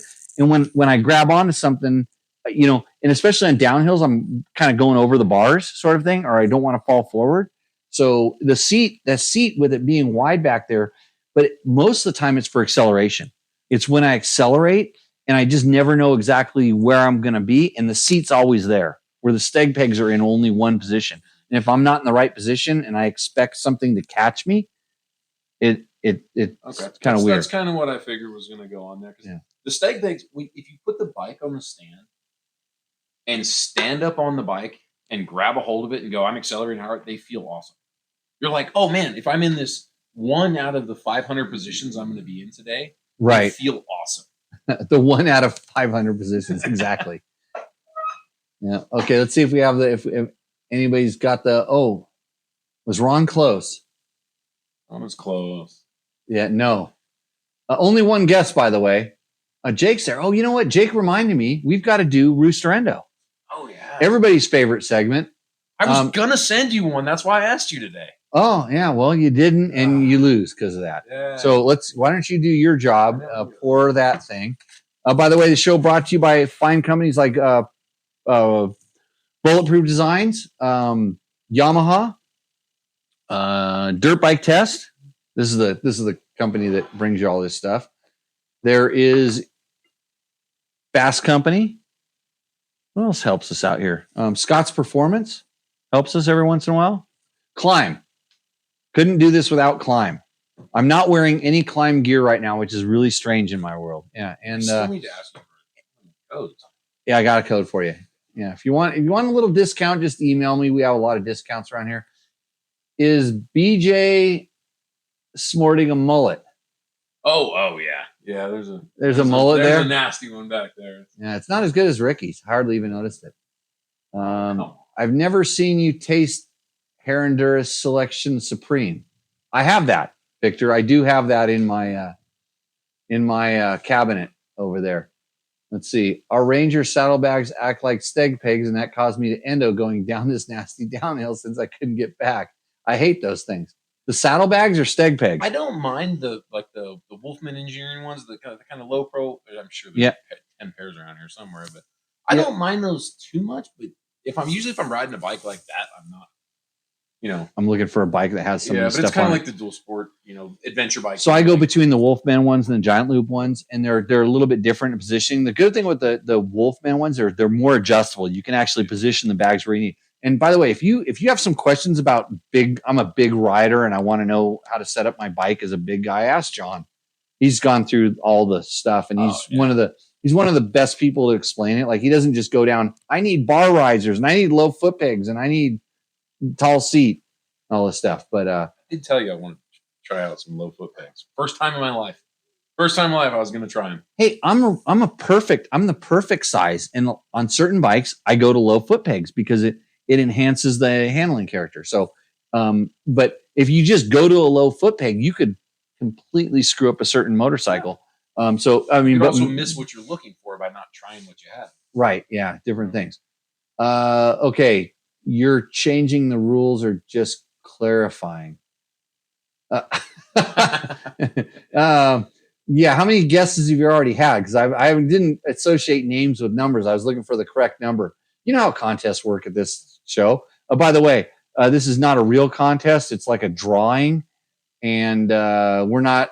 I may not actually send out what I'm claiming I'm going to send out because I might have been a couple tequilas the win when I started. But if you're, I'm usually pretty good about it. Hey, how come nobody's sending me pictures of the T-shirts? Remember, I sent out all those Tech Talk Taco Tuesday T-shirts. Did you ever get one? No. That's what every my wife wears a dirt bike test T-shirt about once a week. Though. Yeah, every guest host on the show gets a Tech Talk Taco Tuesday T-shirt. So I should get you. I've never gotten one. My 8-year-old son is watching with me for the first time. He is. I don't know what that word is. But he's enamored that this is live. Well, he probably goes live 3 or 4 times a week. That's just his normal routine. What's your 8-year-old show? What does he do? He comments on like video games? Because he probably makes more money than me. Okay, and our show, is it shutting down or it's still working? Okay, good. So we've weighed the bikes. Everybody's still guessing on this stuff. Ashley Lito, is that your first guess or is that your 10th guess? I don't know. How's this? That's good. That's good. Thank you, Jimmy Tyler. Yeah, go Jimmy. I don't like as much the other one. Yeah, it's a little sweet for me. Okay. Yeah, this one. Like I said, I'm not normally. I'm not normally a Neho guy. Yeah, it's a little like extras. Actually, this doesn't even. It tastes more like a Reposado. Yeah, it's a little lighter than a true Neho, and it's very sharp. Like the initial.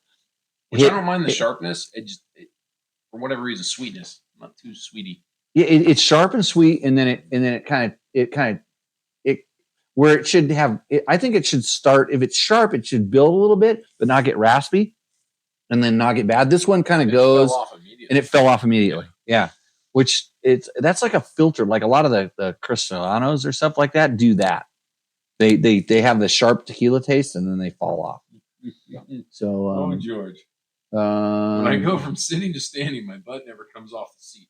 It's yeah, get longer legs, George. It's really easy. You go down to Mexico.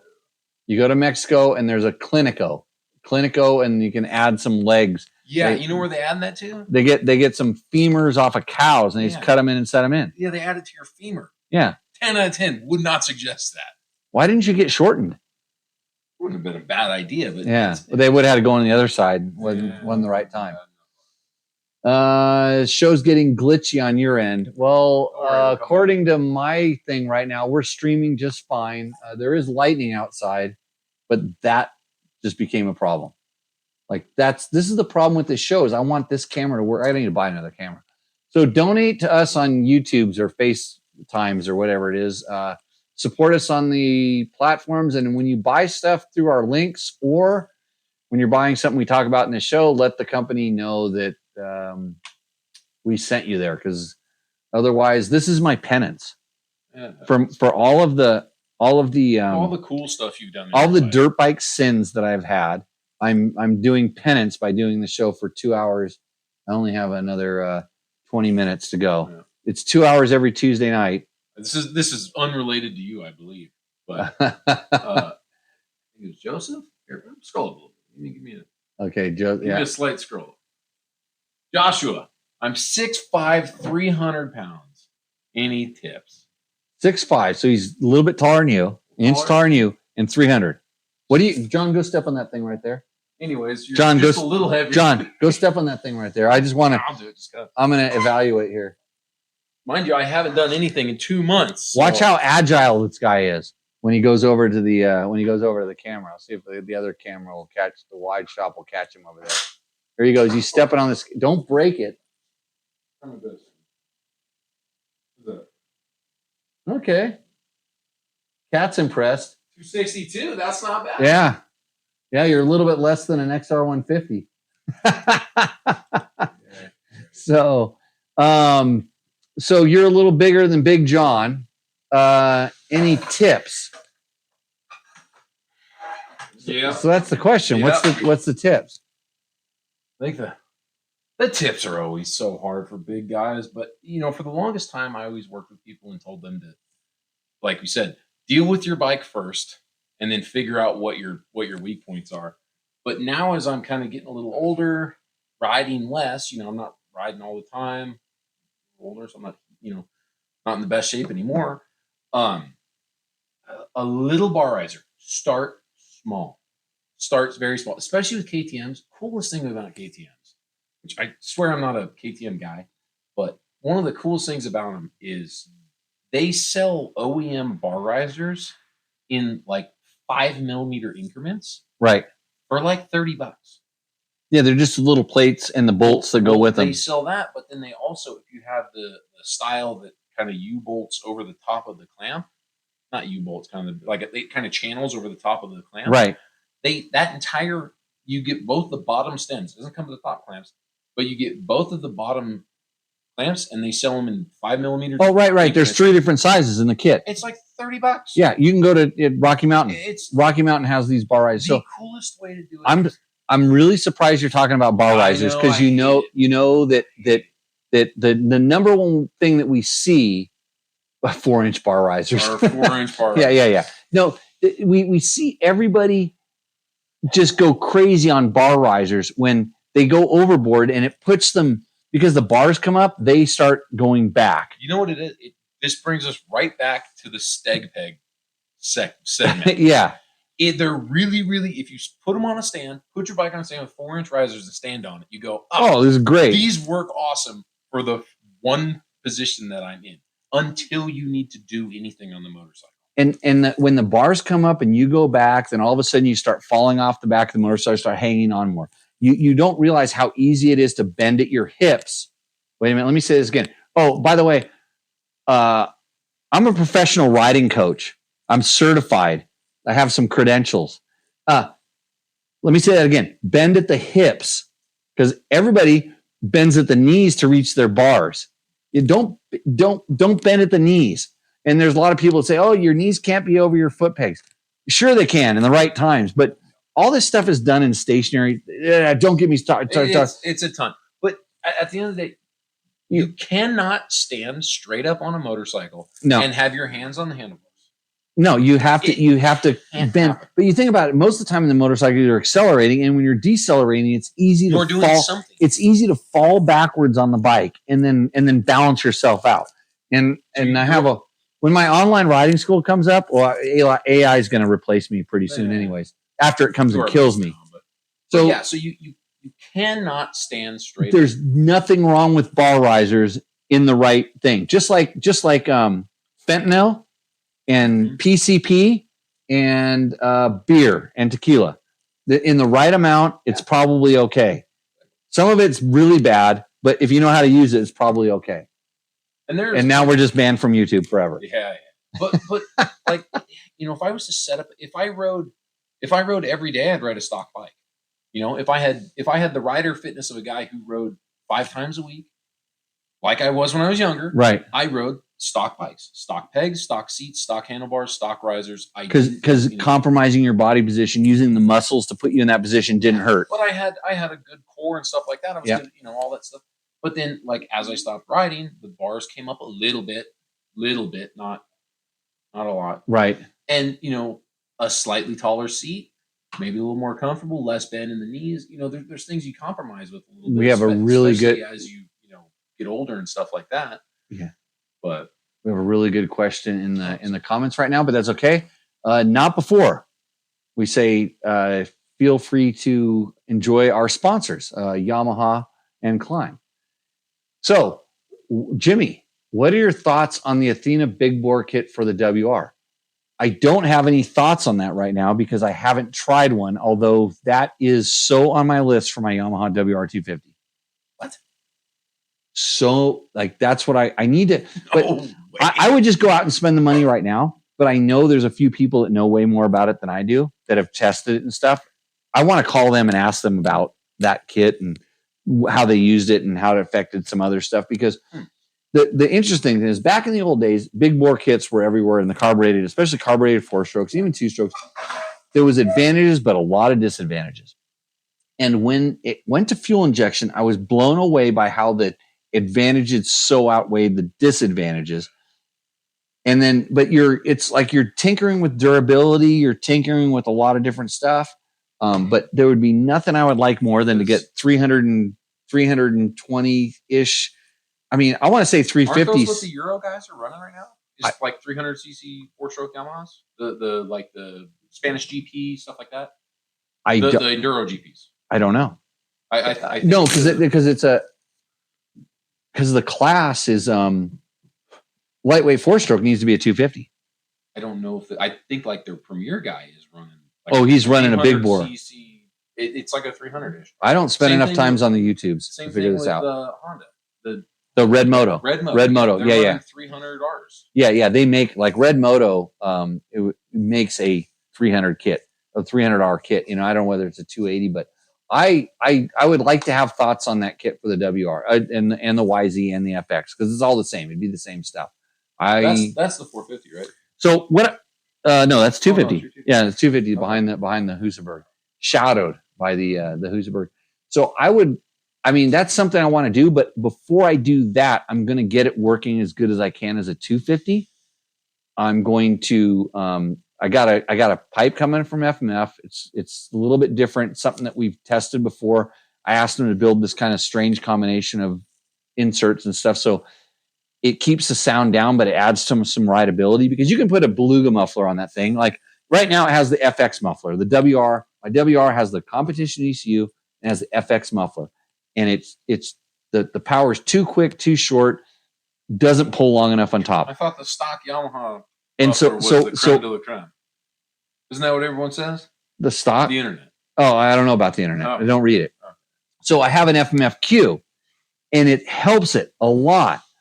But I've written another version of a Q that does something different. And so I want to try that. And then I can build some maps because it's amazing what you can do. By the way, Yamaha, sponsor of the show. If you buy a Yamaha, you can go on your phone. And even if you don't have a Yamaha right now, you have a phone, you can get this app. It's the Yamaha Power Tuner app, by the way. And I have it right here on my phone. I don't know what my Apple phone just did, but I'll find it's right here. Yamaha, look at that.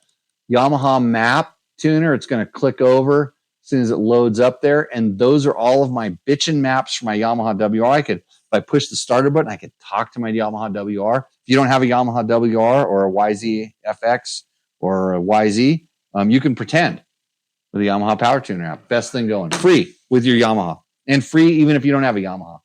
Just the perfect amount of technology to get it so ass backwards and upside down. No, you can't. The good thing about this is they limit it, so you can't jack it up. Okay. But so I'm going to play with this new muffler I have because it's got really, out of all the 250s, it has by far and away the best bottom end and mid range for sure. And so what the thing just made a noise. It's red. Oh, we're in deep shit. I imagine that. Okay, we reconnected, although we were in deep shit. Oh, I imagine that thing makes a ton more power than the other 250s. Right? So anyway, so the idea is I'm gonna take that app and play with it and get it right before I do one modification at a time, one thing at a time, kind of just stepping stones. And I am going to go to a 300 kit on it or whatever, 280, whatever they have. I'm going to try that at some point, but I'm going to talk to some people who have done it because they are smart. The people I know that I'll talk to, and they'll prevent me from going down rabbit holes, or they just guide me in the right direction. And then it's even better. And when I know, I'll let you know. I'll do a thing on it. Mr. Smither says, got here. Stock is best. 450 big bore kit is a mistake unless you know how to jet the carb very well. And cranking it over is harder on the battery and starter as well. Okay, 450 big bore kit. I'm not sure what we're talking about. And this bike does not have a carb. It has the fuel injection. And in my Yamaha app, I can jet it right here, and I know what I'm doing. By the way, boy, howdy is a lot. I did drop the needle on that 50. Oh, who told you to do that? Some guy. The plug was perfect, man. It was so everything felt good. Okay, all you guys that read spark plugs. To all you guys that read spark plugs, there's a freaking method to it that you don't have the time or the money to do. Yeah. Like there's a spark plug reading method, and I could explain it because I was taught by some really smart people. I'm just saying it wasn't as fat as it sounded. You don't need those kind of people anymore because you don't need to. I mean, they're almost dead anyways. They're old, really old. Spark plug reading is an art and whatever. Okay, so we weighed those bikes. Nobody guessed the weight, by the way. You guys all lost. I didn't see. No, that's not it. I'm going back looking at the thing. Asher Lido is the closest. Oh, so no, we're close. There was one that was 2 pounds off. Well, Asher Lido's one. That's one, right? Never. Okay, let's see if he guessed earlier. Let's see if he guessed earlier. Ron guessed a lot of times, so he's getting banned. You weren't close. You were closer on your first one, so we're going to go ahead and let those things out. Asher Leader, you win. The first guess was. And wait, did he do his first? Oh wait, no, his second 2 seconds. Yeah, that was the closest known to man. Right. No, he's off by a little bit, but he did. That was his second guess. So should we disqualify him? Where's the first guess? That was his first guess. Was the one with the 0.4 on it, and that's still the closest. No, his closest one was his last. Well, guess. Yeah, but his first guess was still the closest of first guesses. Okay, Ashley, come to the truth here. Did you cheat and look at something? Because you're really close. Okay, the Honda Sierra, the Honda XR150. Still hard for me to say. That is crazy. 279 pounds. That is crazy. Wet. We'll call it wet. 279. I thought for sure that the Yamaha TTR was going to be 25 pounds less, and John claimed 15. I figured it would be kind of close. I mean, I guess I should know better. The interesting thing about that is that he actually explained it pretty well. He said, the Honda's a little bit taller and the swing weight from the kickstand picking it up, because we're just doing it based on moving around. Yeah. I guess 25 pounds. I was grossly negligent on that because Yamaha obviously makes the lightest, most agile, best play bikes known to man. 280 pounds. Heavy. Yamaha, 196 pounds for a TTR 125. Okay, so for all you haters out there, here's all you haters out there. They're going, oh yeah, the Yamaha's got to be better. I had probably 4 or 5 beginner riders test these bikes because this is what we do at Dirt Bike Test. So I had some brand new first time on dirt bikes. I had people that hadn't ridden for 20 years hop on it. Almost every person that hopped on those bikes when they were super, super novice preferred the Honda. And you want to know why? 2 things. Number 1, it was more stable. More stable. That weight, that heavier weight, made the bike stick to the ground. It didn't react as quickly. It wasn't as nimble. All the things that we like, nimble. It wasn't as nimble because they're not expecting. They don't, because they're out of balance and all this stuff. So, anyways, that extra weight. But a couple of people that dropped it also said, "Boy, it's really heavy to pick up. I hope I have some." Because you're almost picking up a full size dirt bike at that point at 279. At 196, you're picking up something that's really light. But it's also lower to the ground, so it pops up a little quicker. Other things for beginner riders, by the way. That Honda has a lot more chug, torque. Super low RPM. The clutch engagement is a lot smoother. So the things that a beginner rider appreciates, believe it or not, broad too. It's a little bit that I wrote it. Honda's done a really good job of making the clutch interaction, the brake interaction. It's not as grabby. The Yamaha, snappier clutch, more aggressive brakes. All the stuff that a better rider would appreciate is on the Yamaha. But as your first bike, does that Honda have drum brakes on the rear as well? Yeah, drum brake in the rear. Yeah, they're kind of the same bike, except the Honda's street legal and the Yamaha's not. Anyways, it's funny we were talking about like the handling characteristics, the novice side of it versus you want to be aggressive with it. That was a big thing. You know me, and I love my KLRs, right? One of the big things that KLR guys love to do is they put a fork brace on these things because the front tire will flex the forks so bad. I mean, in the wind, it'll turn the tire in the forks. Yes. It's creepy how bad they flex.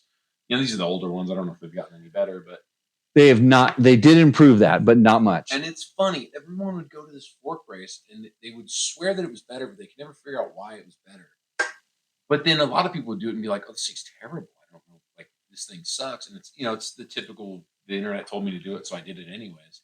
But a KLR is a great example of the same thing. It's good. It's good that they had. As a rider, it's good that they had a field identified it where it's better and worse. The people that actually felt it and said this is not better. Because for me, it was better. Like really? Night and day better. The brace, night and day better. Because all of a sudden that we call it wallowy. That's when you're feeling that feeling. Oh, 0 kilobits. Let's see. We're only using 11% of this computer's power. If we just died and went off the internets again, we're gonna have to think. Ash Leader didn't use Google. Well, yes, you did. You just didn't know you used Google. It did it for you. But it's funny. There were some things I liked more about the brace, but then there was also things I liked about the walleriness of it because you could, kind of ride it one hand and hit a rock and nothing happened. Right. So there's this is why everybody, just go with your feel, on a lot of things. And if you don't feel like your feel is right, then maybe, if you're not sure about your feel, like if you change something and see if your feel gets better or worse.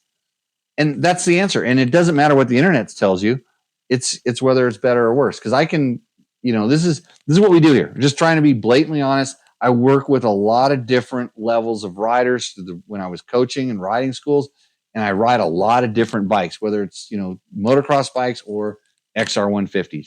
And I need to get that video done. And everybody wants to know what I think about the XR 150. I think it's a great bike. I'm glad that it's an XR. God, I thought we'd lost XR because I have an XR history. I have an XR 100 that finished second in the 250 class in the Baja 500. No, it's up there on it's in a rafter over there. Oh, there's another. There's an XR 600. Looks like the one I won the Baja 1000 on. Yeah, I don't like to talk about myself much in the show, but never won any Baja 500. But I have a handful of XRs, and I love every one of them. Right. So, but I swear, and that's what I was saying earlier, is the TTR, hands down, like the large wheel, electric start, 200 pounds. That is the coolest bike that has come out since the XR 100. TTR 125. In the realm of I was XR 100 guy. I mean, I cut my teeth on backyard supercross racing, and I mean that was my first real motorcycle that didn't have a step through frame was XR 80. I'm an XR 100 guy, and for me, and I'm not saying this because Yamaha is a sponsor of the show. Like TTR 125, I have one that's so enduroed out. It's got the BBR skid plate, frame cradle on it, so I can't stretch it. I've got a Works Performance built me this custom little shock because really on that bike, I'm pretty much on the shock the whole time. The forks don't matter too much. But I got one fork spring from BBR, not two because it's too stiff. One fork spring up in front. And this thing is so got a light, because it's electric start. I got a lighting coil. I got a good headlight on that thing, hand guards, all the stuff. I need a tall seat. I know my 185 is the same way. It's got one spring in it. Is perfect. Yeah. So, it's such a fun bike for me. And I put kids on it. And then back then we did it. My bike is in Mini Rider magazine back, when I was the editor of Dirt Rider before I got canned. We had a magazine called Mini Rider, and we actually tested the Enduro TTR 125. And I still have the bike. I bought it. It was so cool. Oh, I know that bike. It's the one that's got the anodized frame cradle on it, right? Yeah. So, but anyways, the CRF, because the CRF 125, which is now fuel injected, it's heavy too. Well, why do you think that now after we talked about this, why do you think they let it go heavy? Because it costs more to make a lighter bike, but the person that's riding that bike probably doesn't care. Like I didn't care when I had an XR80 that I would tear the foot pegs out of the bottom of the cases because there wasn't a company like BBR to build me a frame cradle that I could put foot pegs on. But anyways, so much about the history. Ashley did guess multiple times, but you still win. Send me an email, buddy. I'm going to send you a t-shirt. Hopefully you're a large because I think that's the one that Jerry brought me. By the way, Jerry Bernardo, our second best co-host. John, this is Big John Perkins here. So if you had big guy questions, you forgot to ask him, that's bad on you. If you wanted to come to my riding school, I don't do it anymore. That's bad on you. And if you wanted to have more Tech Talk Taco Tuesday, I'm going to have one more shot of this stuff right here. And then it's bad on you. So you better jump on the thing because the thing's going yellow. Why is it's going yellow to red? Hey, the good thing is that we always put these up on our YouTube page. It may take a couple of weeks because it's a lot of work to edit and get them up there. If you like that guy, he didn't like motorcycles that much. I need to find if you want to be a producer on this show or come out here and fix dirt bikes. I got a lot of bikes. You want to work on Husabergs? You'll probably want to commit suicide, but you will have touched one of the most powerful motorcycles what do I do that I won? You couldn't type fast enough. A T-shirt, a fuck you T-shirt. Email me. Oh, what do I do now that I won? Oh, we got to do Roosterendo. Yeah. Shit, quickly. I'm ready to do Roosterendo. Hold on. Roosterendo, brought to you by Takamoto. Yeah, I got it here. It's all going to come up on the screen. So if you want to know about Roosterendo, it's brought to you by Takamoto. They give the winner of Roosterendo, which we decide with help from our audience, we decide the winner. It's the bike that gives us the most satisfaction. We have 2 entries this weekend. So it's a 50% chance that you're going to win if you're on Roosterendo. So you send it in. Lucky I didn't get mine. Send in a picture. Listen to us comment. Watch some old episodes if you want to know how we judge this stuff, and it maybe could help you win. But here's what we're going to do. I've got to call up this. Oh, really? My Gmail unverified me? Wait 1 second. Expecting good things here, Jamie. It's going to be really good because I had them there. It's going to come back to life. Okay, good. They came back to life. It's working. The little thing is spinning, by the way. That's why I'm going to have another sip of this Carmisi tequila. Okay. So this is an interesting one. This is an interesting one. It's going to come up on the screen. So you are now looking at Wyatt. Wyatt. 11 years old. Yeah, Wyatt. I need to open up another browser here. So 11-year-old kid on his YZ85. He says he has stock handguards. Let me close it down. I'll read it for you here real quick. My name is Wyatt. It's Wyatt Christie, and I'm 11 years old. This is my 2025 YZ85. It's all stock besides the handguards and a skid plate. I like to ride in the mountains and in the desert. Okay, so this is Wyatt. Talk him up. Do you see a skid plate? He said skid plate. He said handguards. He's not handguards and skid plate. I mean, I'm always curious about the guys that are lying about their bike. Sometimes I want to check. Come on, John. You know me. Okay, so it's better than a shot in front of the garage. As a guy who has 2 mini kids right now, the spelling was pretty good on that. Do you think he knows how to use spell checker, or did Dad write it? I don't know. Okay. 11, I'd say it's I don't know how kids write these days, but Wyatt looks like he's riding in the desert here, and I see the mountains up behind him. It's good. I want to go riding right now with Wyatt. I want to go rip around. For sure. Actually, I want to put Wyatt on my Husaberg 570, and I want to take his YZ85 because I like riding Yamahas. I would hold that thing wide open. Does that thing got big wheels on it? No, it's standard. It looks like standard wheels. But Wyatt, we like your bike. Love it. We're a little suspicious because Wyatt's dad won 2 weeks ago. With a Yamaha? Well, no, I don't remember what he won with, but Taco Mike's been a little busy, so he actually hasn't got to his $100 gift certificate yet. This is brought to you by Takamoto, by the way. Important. So we're going to go to our next. There's just okay. I don't know what it is about that. The 85 and the 65 when they came out with that bike. They look good, don't they? Oh my goodness! It's like the scaling of the shrouds. Yeah, looks so much better than it does on the big bikes. Are you just saying that because I do have too many kids, and I will be buying them? Okay, so hold on a second. This is a question just came in. Hi, Jimmy. My girlfriend showed me your brand, and I wanted to reach out. I hope this is the right address. Okay, it's the right address. The reason I'm asking is our AI ad creative system will add $300,000 a month in the next 4 months, or you don't pay. Here we go again.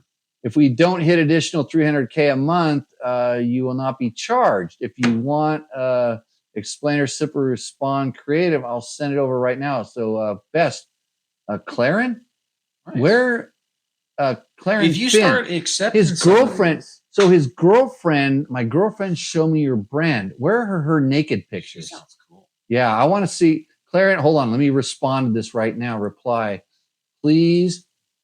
PLEAS. Please send nudes. Okay, send. Be cautious with certain sensitive information.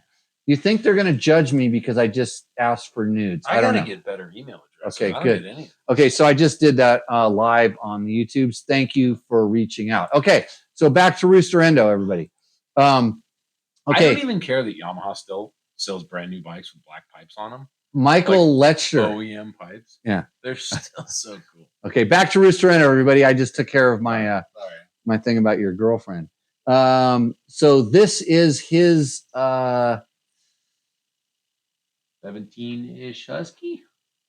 Let's see. I'll get you back to what we're looking at here. Is a long list. This is what we get, everybody. Look at all that. Look at all that information.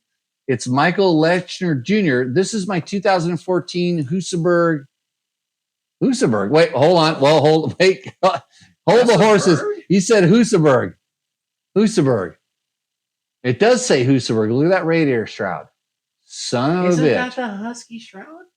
Shut up. It says Husaberg. Okay, Don't beat on this guy. Husaberg TE250. It's the No, that had to be like the last year. There's coyotes running around the neighborhood, so just don't worry. I bought it used and it was completely clapped out. The previous owner took all the magnets out of the fork. I took the magnet out of the fork brake. So who knows how many hours it actually has. But it shows from Matt. So it shows 480 hours and almost 6,000 miles. I did a complete engine tear rebuild in December. It was a huge undertaking because I am not a mechanic and I had nothing but YouTube and factory service manual. So you wonder how he found us. Yeah, he probably came across us ding dongs on YouTube. So I've done it to make this my bike, and the build list is as follows. Okay, I'm going to scroll through here and mention anybody that's a sponsor. Tusk,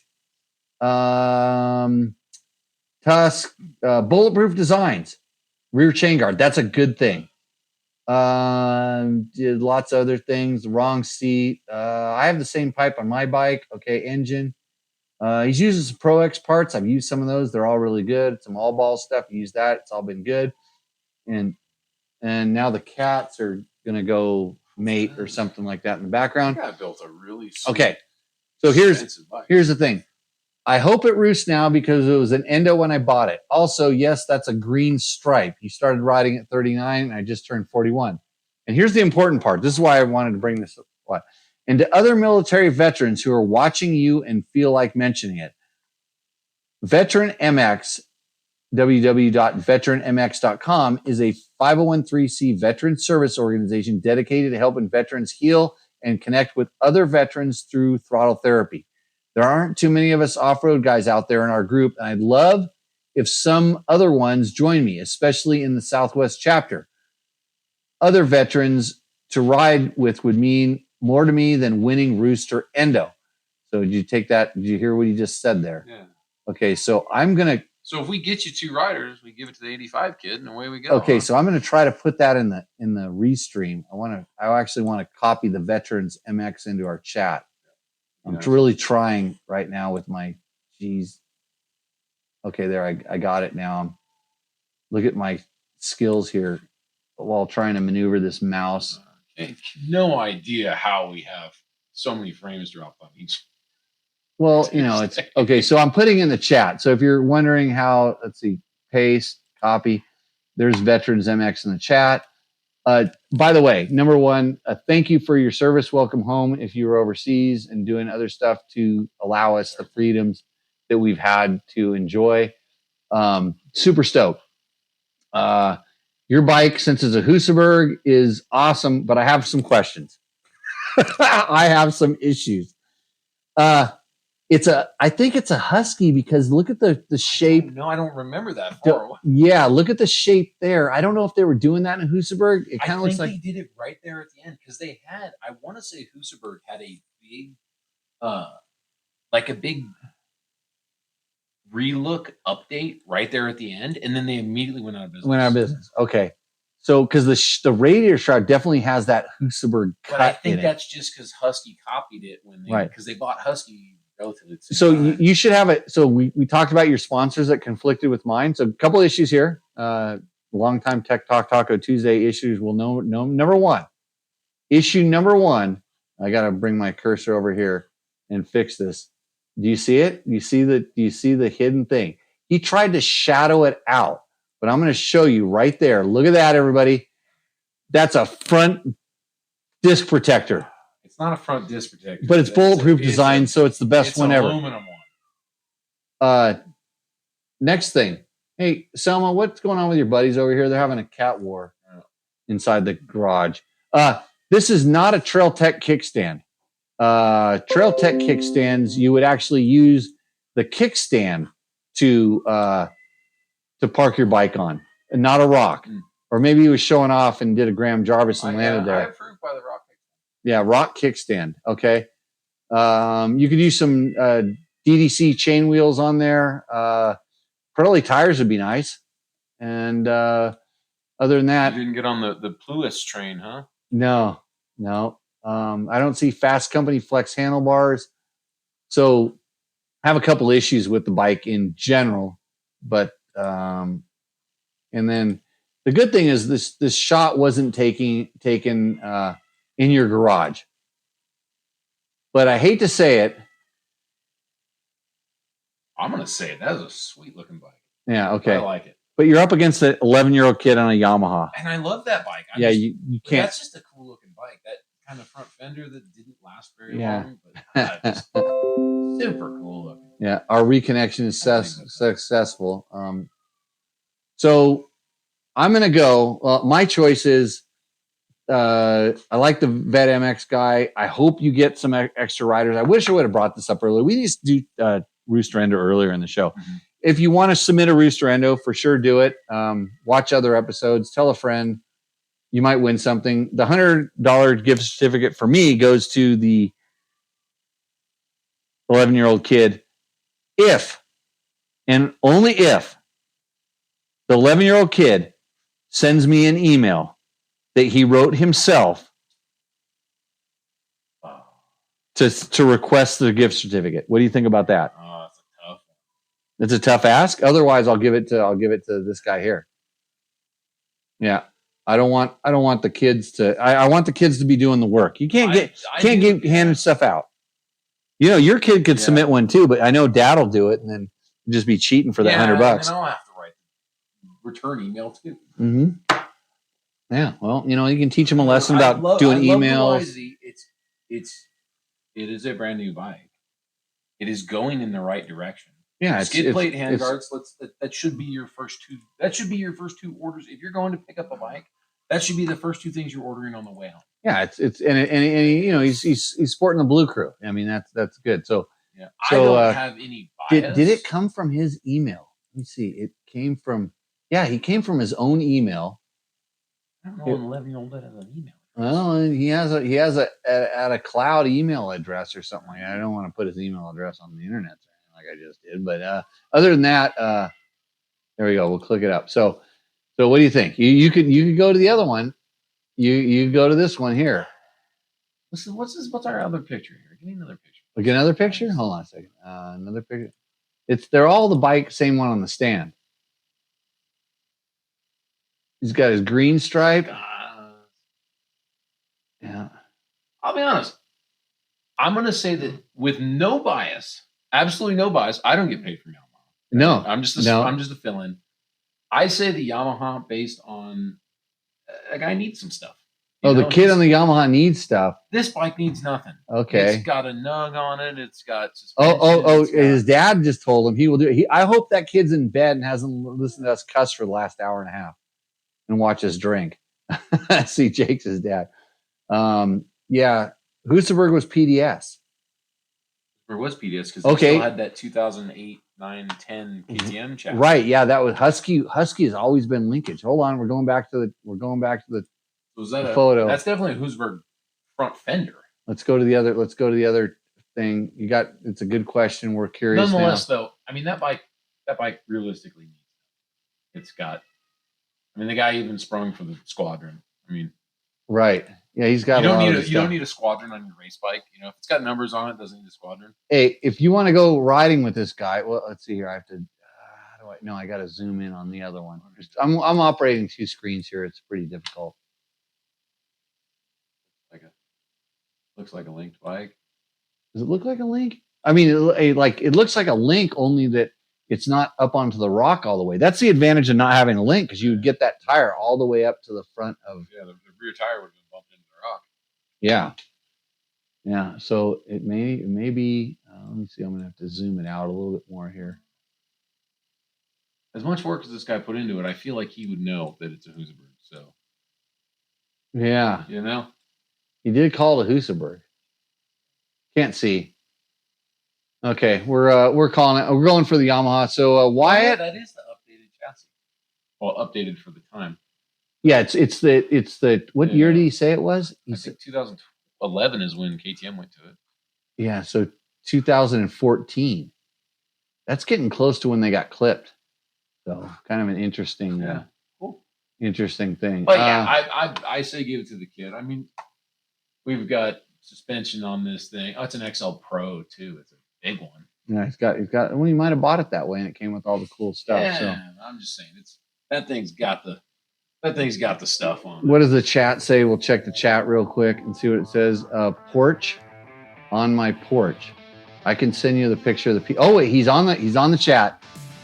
Here we go. He's there. He's responding quickly. I always like that. Hey, you know what, Michael? Send me a picture of that PDS on your porch, and I'll see what I can do for you. Because I love our vets. He's giving me all the info that we need. 2014.5 is when the production line was his. History. That's a toss-up, Berg, for me. So the chat's coming in. I'm gonna try to hook both you guys up because we took a week off, so I evidently have one in the bank. Both you guys are winners. That's how everybody's a winner on Tech Talk Taco Tuesday. We're winners because we're gonna shut this damn show down. We've gone way too long. Glad that there's 22 million people still watching the show. That's pretty good. Yeah. I'd like to call it 22,000, but 22 million. We'll go with that. Again, go back, check our. Check out the www.dirtbiketest.com. Go to our YouTube channel, share it. Tell your friends that need to learn some of this stuff to just play this in their car when they're driving around their block in their neighborhood around in circles because they can't go riding dirt bikes like we can right out of our porch here. And I don't think it rained. It didn't rain here, so I'm going to go work like a normal person tomorrow. I would have ditched out, and then I'm going to go have a cat war here in a minute. So thank you, everybody. Cheers, and we'll see you on the next show. We doing this next week? Coming back? Maybe become a regular co-host. Yeah. Okay, everybody. We'll see you out in the trails. Cheers. We're gonna stop this show. How do you shut this damn thing off? If you liked what you saw in this video, come check us out over at dirtbiketest.com on the webs. We have bike tests, product tests, a lot of fresh dirt, and you can even support us by clicking through our links. Hopefully, we'll see you out in the trail.